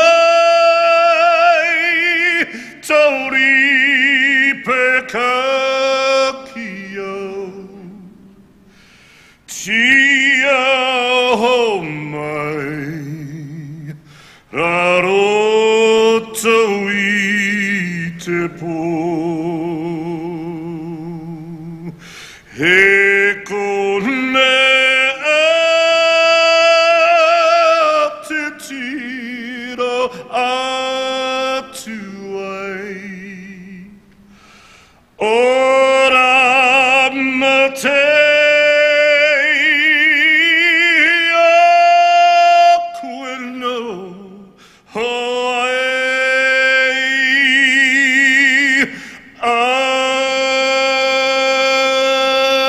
Amen.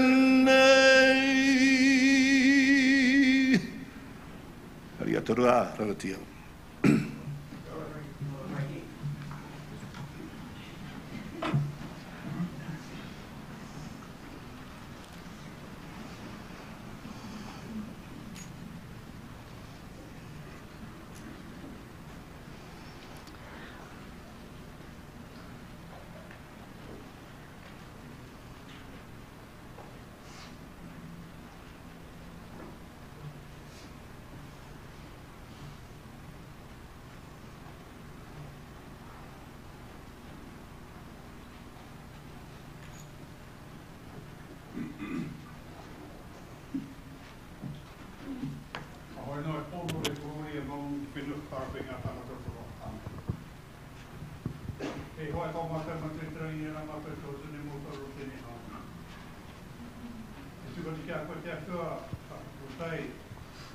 Mamni ko te ngā kau ngā hane mā te tahi ara i muti ngā hota ma tēnei ka koke tō tuma nei mua tō.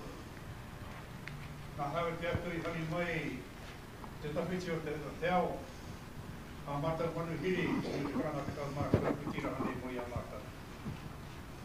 Tangi te ngā kau te atua me te manako te whaniki sia mai koe te soro wai te ropaki me te whanau pani. Te rangi māria ke tauti ngā kia rātau. Te uhuhinga te ngā taumaha e ruta rātau hina ngaro. Pāringi tia rātau e te atua ki te korowai teo. Kei te haunga e te atua i tau mai o rātau waka tēnei taki wā e ruta whanganui ātara. Nā mea kei te haere hoki ki o rātau kāina tawhiti, kāina tata. Manaki tia rātau ki a te pai ki kore pai ngā hutano te hura i kunga rātau wā. E mahara pe ara he te manaki ke tai ki o rātau kāna. Tātau te tahi mana ki a rātau. E rā te atua hoki me mātau ki ngā whai whakahaero tēnei a mātau hui karakia mō te tau whara mana mō wera whakawhaka i oro te nui te tau mātua nei kanaki se mātou mō taki nei rau te tāhuku tēnei whare o whakamara i nei ki tēnei rā tērā mātou. Kei koe nei te nui te ako te atua ke tukuna mai tau mātou rungu te mātou e te rangi māri e tunu nāsi roto tēnei uru i titi roto tēmo whamu tō tama tō mātou i te Hill Grace Gloria roi na tātou.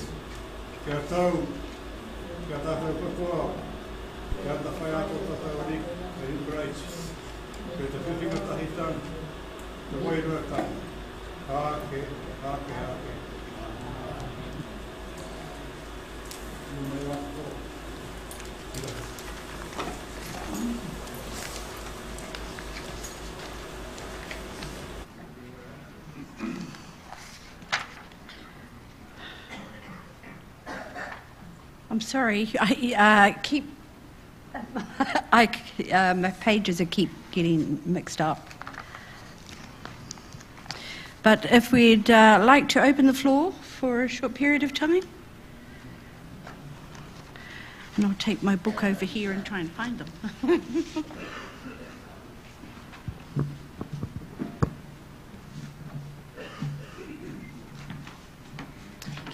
Good afternoon. I'm Hairy Legs, along with my sister's Skinny Legs, I'm Fatty Legs, along with my sister's Hairy Legs and Skinny Legs, as we were known when we were young. The three big girls.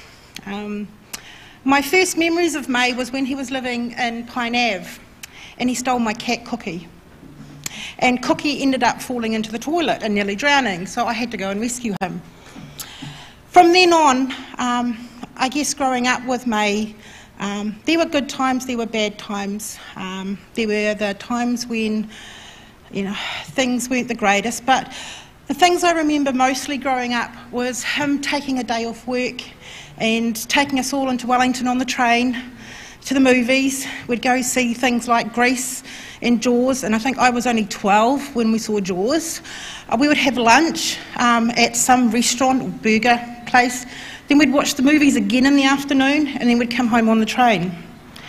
Things like that continued on.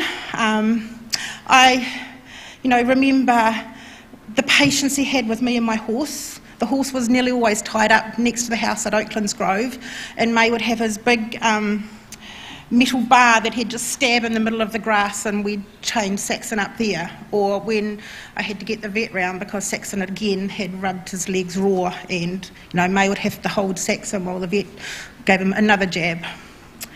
I remember driving around the car park at GM's learning to drive in the Subaru wagon. I remember Beverly getting her licence and then driving home and smashing into the fence the day of her licence. I remember my wedding day where May was frantic because the Holden wasn't going to be ready off the wharf, but we made it on the Friday night, and it was used as my wedding car, and then somebody keyed it that night. I remember the Samoyeds being bathed and blow-dried and talcum powdered because that's what you did with the dogs. I remember the arguments I had with them because I wanted to drive the Holden. I mean, I'm a Holden girl because May had Holdens. The only time I ever got to drive the Holden in my life was to back it out of the driveway and drive it back in again, and I think I was 30. Logan and I had this discussion about the car, but that's for another day. I remember my 40th birthday and May, and I can't remember whether it was you, Jim, or somebody else digging the hole in my front yard so I could have a hangi for my 40th birthday, and then nearly burning my house down to the ground because the barbecue went up in smoke. These things, the last few years have been a bit tumultuous. There has been, not so great times with my relationship with Mum and with May. But I thank him for looking after me. I thank him for looking after my children when they were young.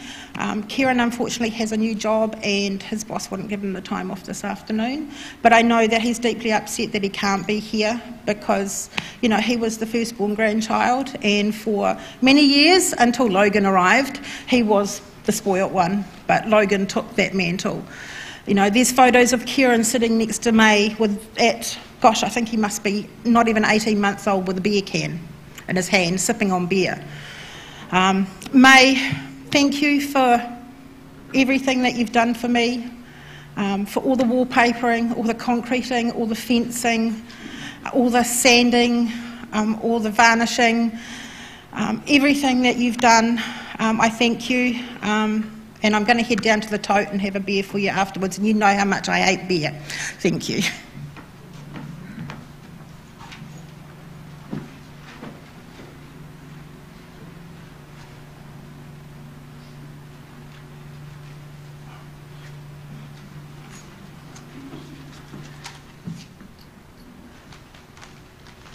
By the way, I'm a Maori, a cheeky one and a proud one. Unfortunately, I was the one that drew the short stick. I went around a couple of the older boys who was going to do a speech, and of course I ended up with a short stick. So I spent last night trying to figure out what to say and that, but I'd had actually gone through all the paper and the printer, so when Karen goes to the computer tonight, she won't find any paper in the printer because I've used it all.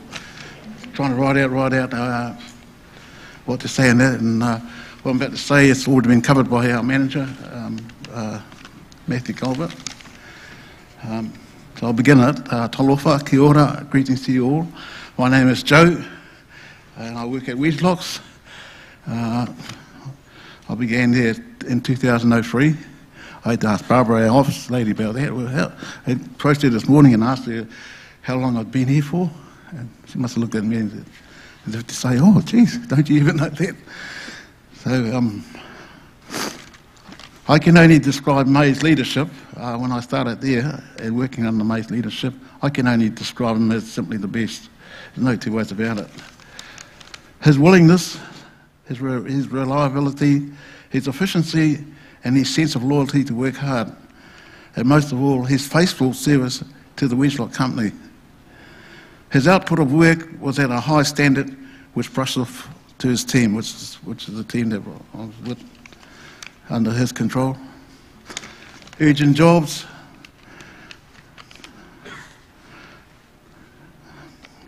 May would select members of the team to complete urgent jobs and work all hours of the day and the night to complete the job, to go out on the delivery date that it's supposed to go out on. But having said that, we all played our part in the team. That required demanding standards of assembly, quality and consistency as the public safety is involved. All our team skills have at all times been equal to the requirements. That was the school of hard knocks from May. And may his legacy live on. And of course I wanted to break it down too with the funny side of May. We had some funny things that happened. He was a very serious team leader, but moments like this, we had Mindy's and we used to share our funny little moments behind his back, of course. Like, we start at 5 o'clock in the mornings, and of course, we'd be in the cafeteria around about 5 to 5 and having a cup of tea. Bang on 5 o'clock, you hear the crane going up and down or going backwards and forwards with nothing on it. Or otherwise, he'd be hammering on the table just to say, hurry up, time to get on the job. Or otherwise, he'd be grinding on the table. Those were some of the symptoms, some of the signals that he just let us know that how loyal he was to the job and that. And yeah. What else did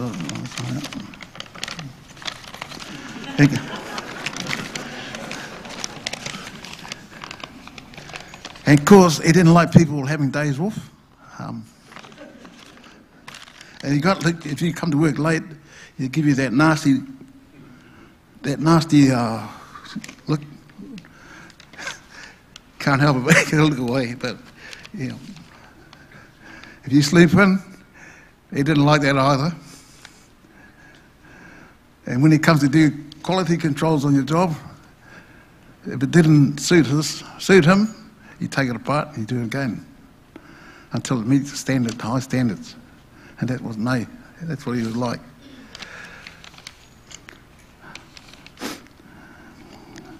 So well, I can say rest in peace, May. Mani alo malaka. Tofa soifua. I learned those words just the other day. Haere rā, May. Yeah. Love you, mate. That Frankie Stevens, my hair just stood up when you were singing that. That was awesome. No, I've got to try and sing a song now.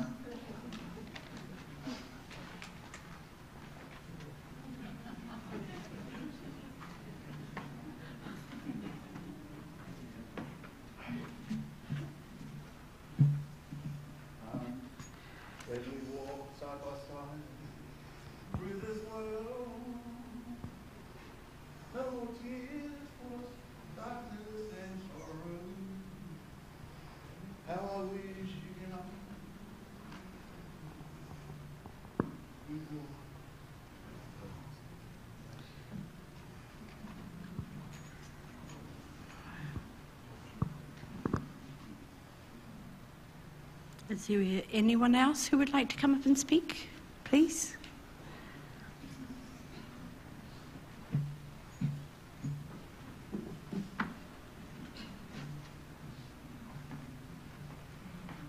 Kia ora mai tātou, kia tōtarunga, te rangi mari ki rungi a tātou katoa, ai rungi tingu ata pua tamato te tamatua iwa te pāko tā, ana herapon ko te māme i tūtuku mai ai nei ak nei ai.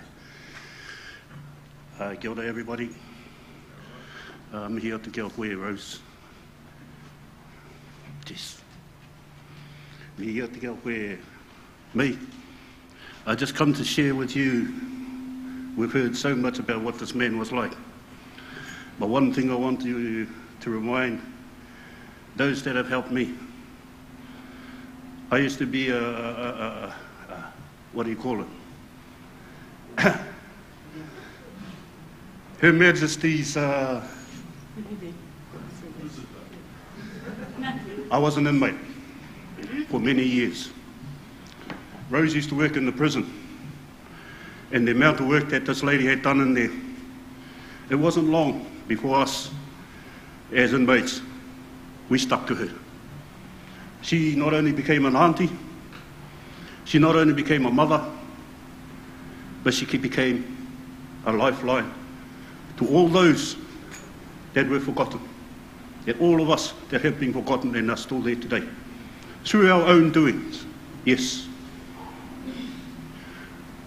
But this is what I want to say about me.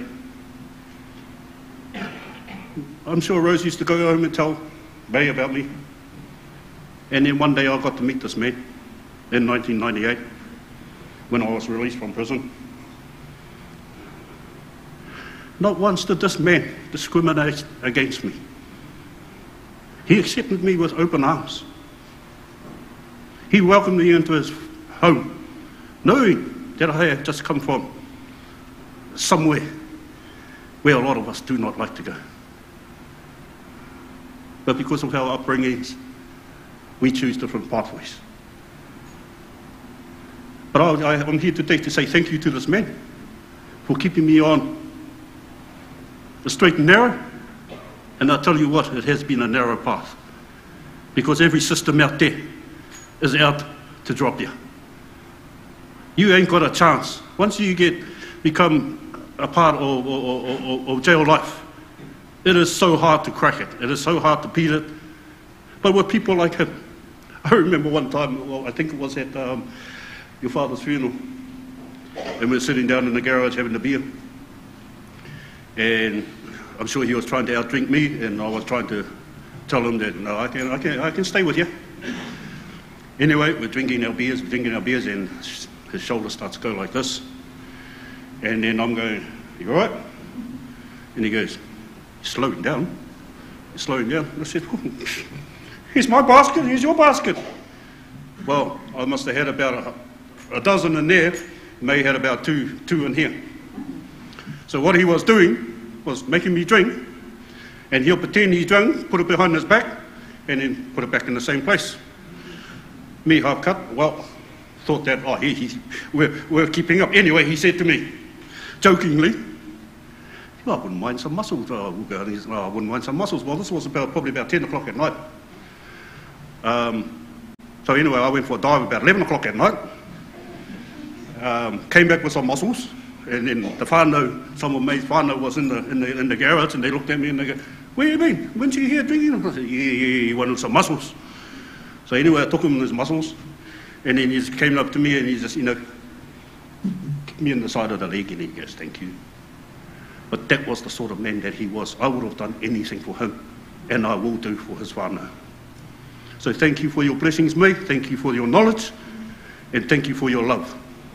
Will not be forgotten. And thank you for a great family that you have put into my life. So cheers, Rose. Cheers, Jess. Cheers, girls. Kia ora tātou.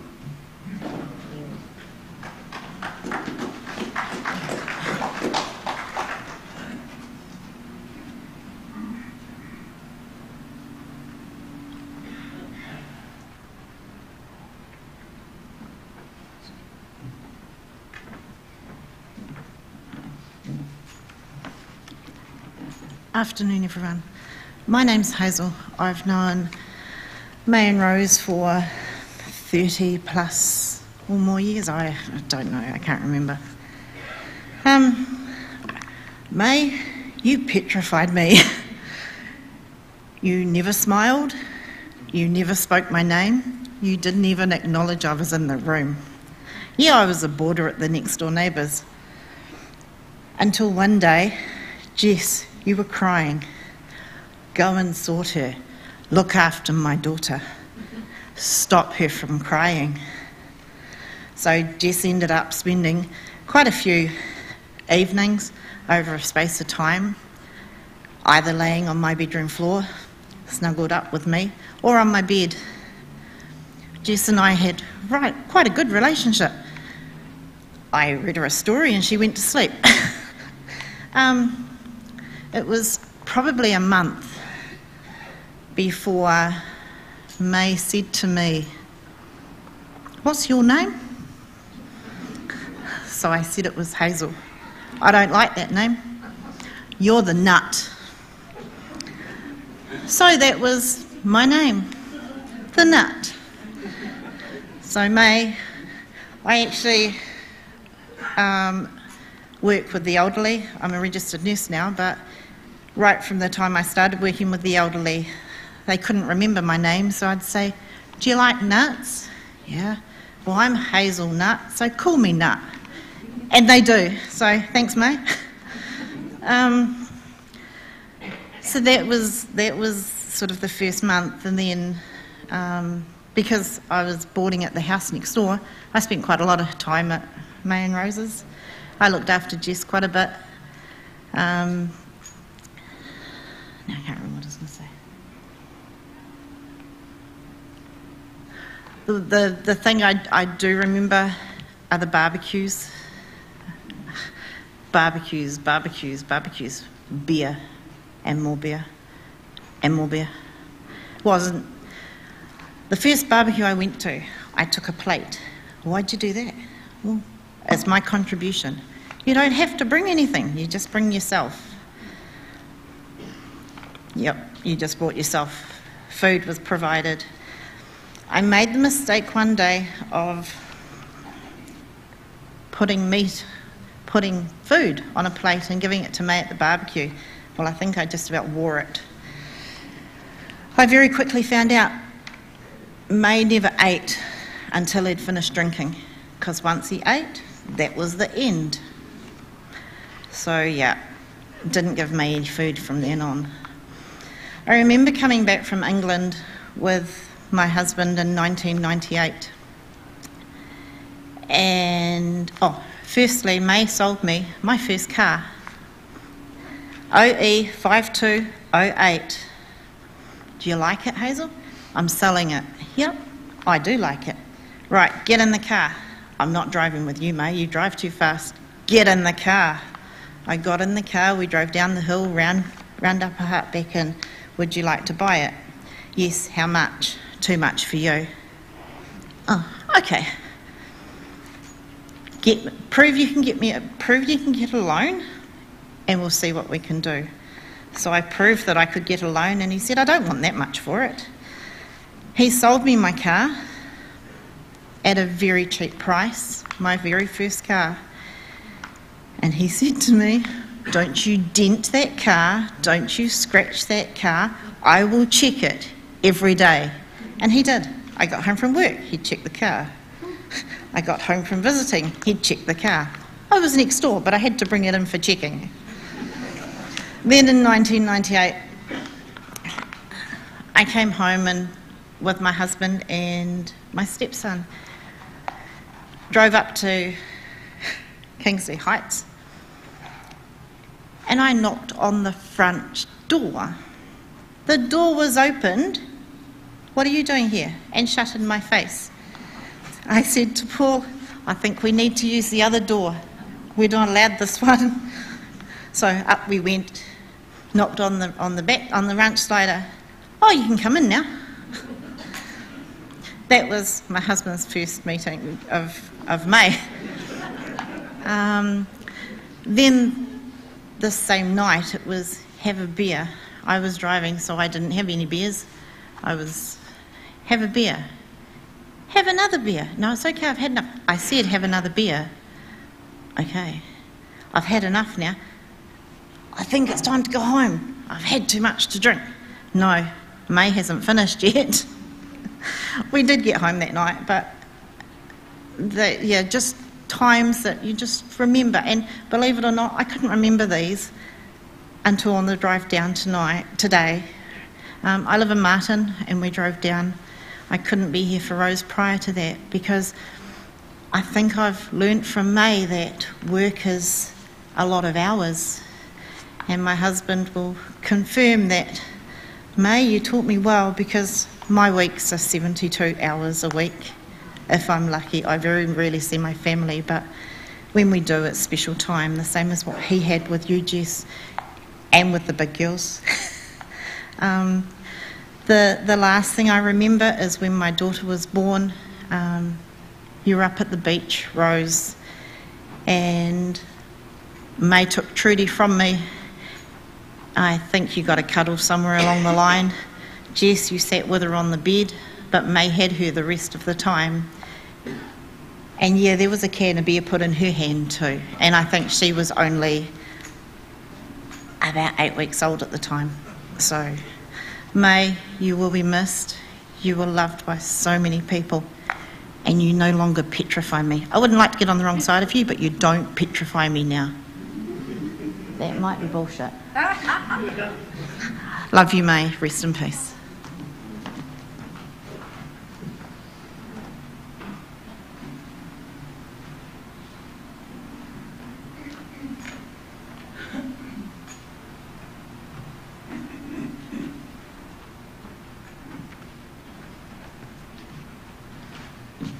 Hello, everyone. So I'm not a member of May's family or a witchlock, but my husband's working at a witchlock with May, and I know May from the last year that they have a breakup in the upper heart club or whatever. I don't. So I came there with my husband, and then May was there, and we have a talk. He explained me where he comes from, and and then I said, oh, I come from the village next door to your village, and then we talk, and then it's like we, in another way in Samoa, we talk about our family roots, and here we are, said, yeah, we in family, we family, and then I was there drinking some they offered me some juice and all that, and he said, oh, why you can't drink some wine with us or beer? And I said, I'm not drinking, I'm just here to drive my husband here.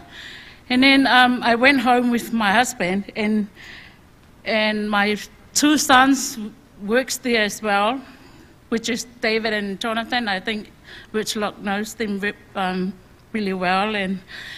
And I went there, left David there, because he was the one over, want to spend the time there. But Tulia, the father, my husband asked me to take him home.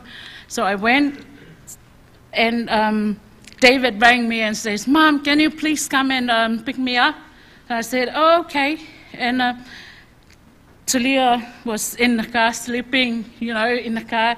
And then I drove the car to David, where he wanted me to pick him up. And I saw 2 persons, There was May, and then his friend, what's his name? Willie. So they were there, really drunk, and then my son as well. But my son is only 18, 19 on that time. And then I said, what are you doing here, with this old man? And then he said, oh, they want to come with me, So I took them home, and I said, well, Tulia was in the front snoring, and, and then May was trying to punching him and says, oh, what are you doing? You should be, have fun with us over there. And then, oh, your wife didn't allow you to go, to go in the club with us or stay with us for so long. And I said, no, he wants to go for a sleep. But can't you see him sleep? And then he said, oh. So I drove them, I said, David, show me where to, where this people wants to go. And then they said, no. May jumped up and said, no, take us to your house. And I said, really? With my husband sleeping in the And then I took them took them in my house.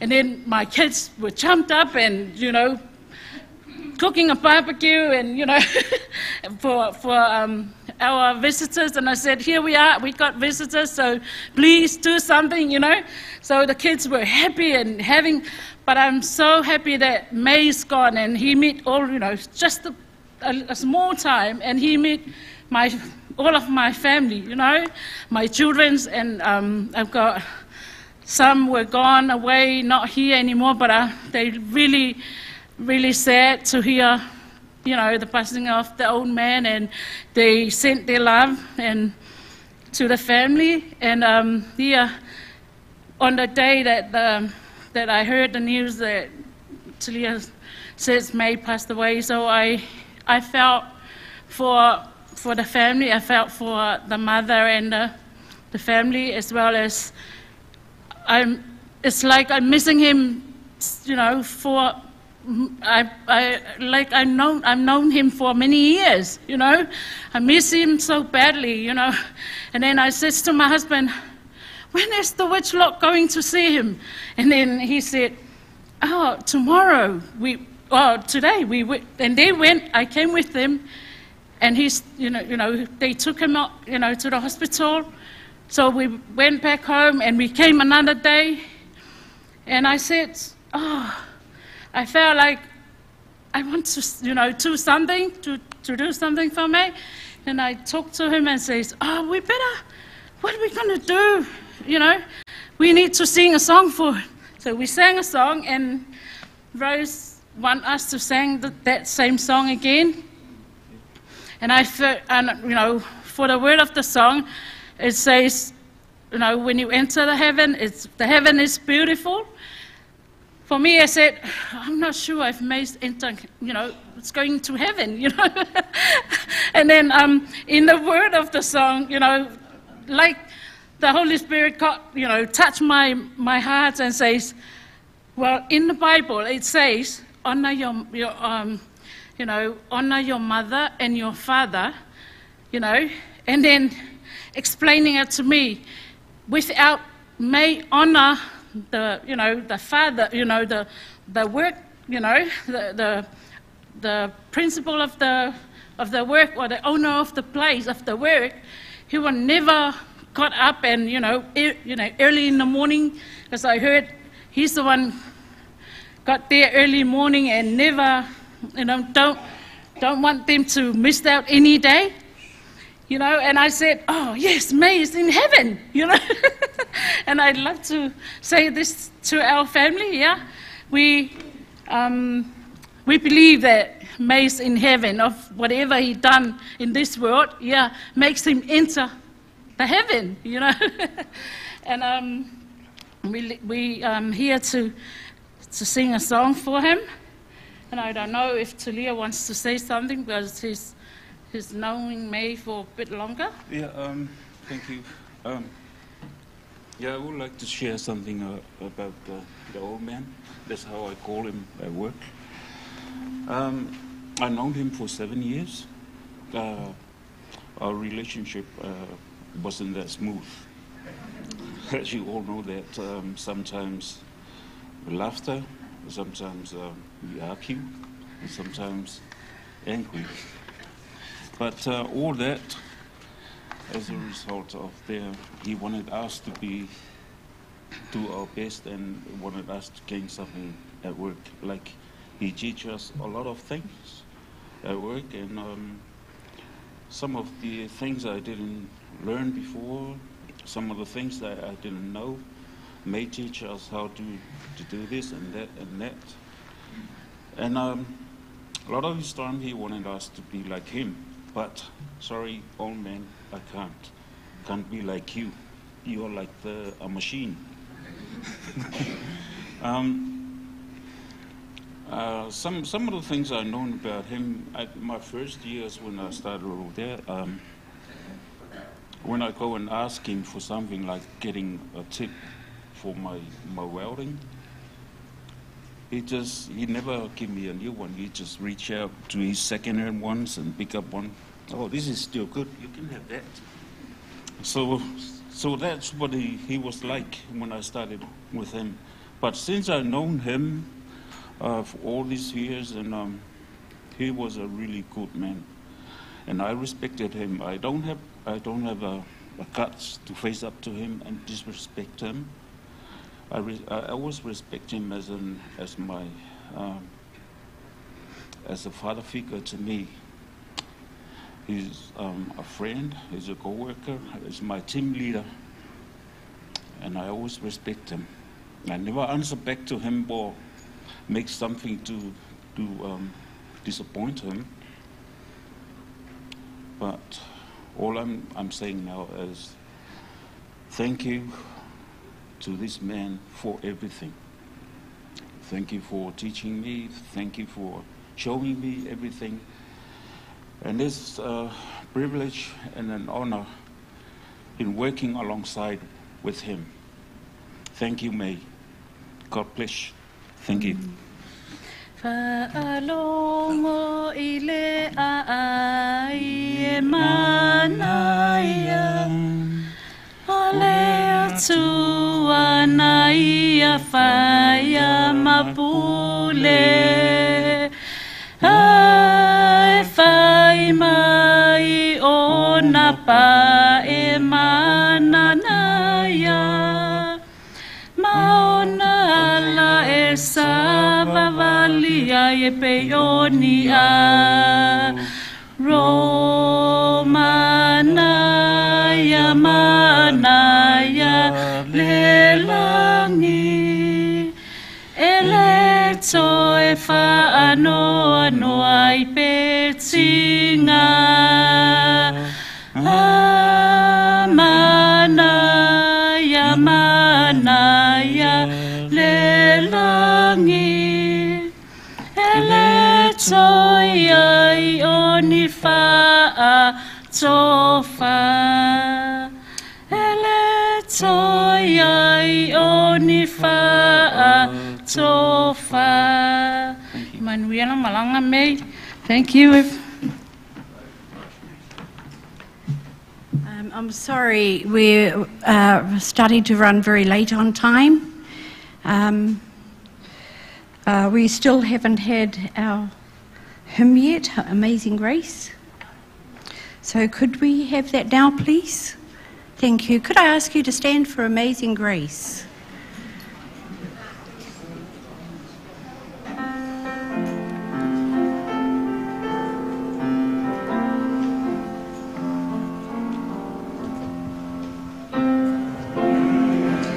Amazing grace, how sweet the sound that saved a wretch like me. I once was lost, but now I'm found. Was blind, but now I see.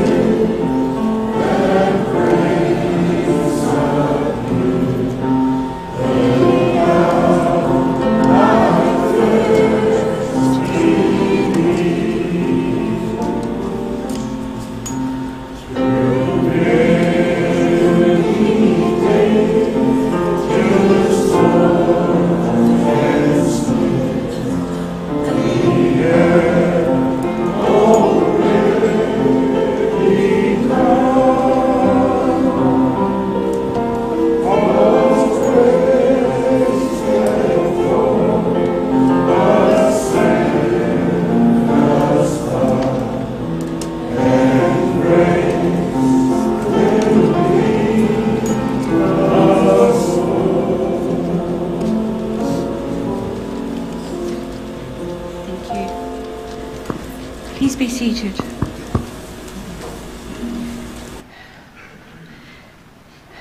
An angel came softly for our May during his sleep time, reminding him it was time to come home now. As the door opened, our May calmly walked through. I am sure that he found himself surrounded by many family members and friends who had gone before him with great big smiles and wonderful welcomes. He is safe in the arms of love. Ashes to ashes and dust to dust. Fly free. Fly free. Can I have the pallbearers, please?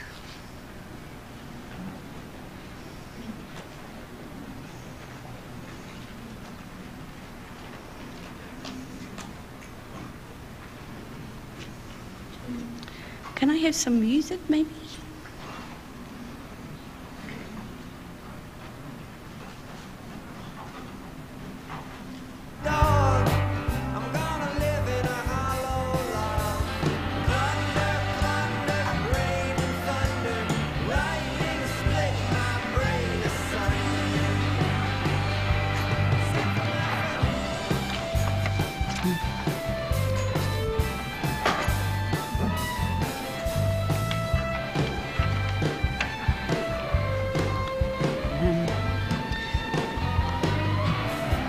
There will be light refreshments served straight after if you'd like to share with the family.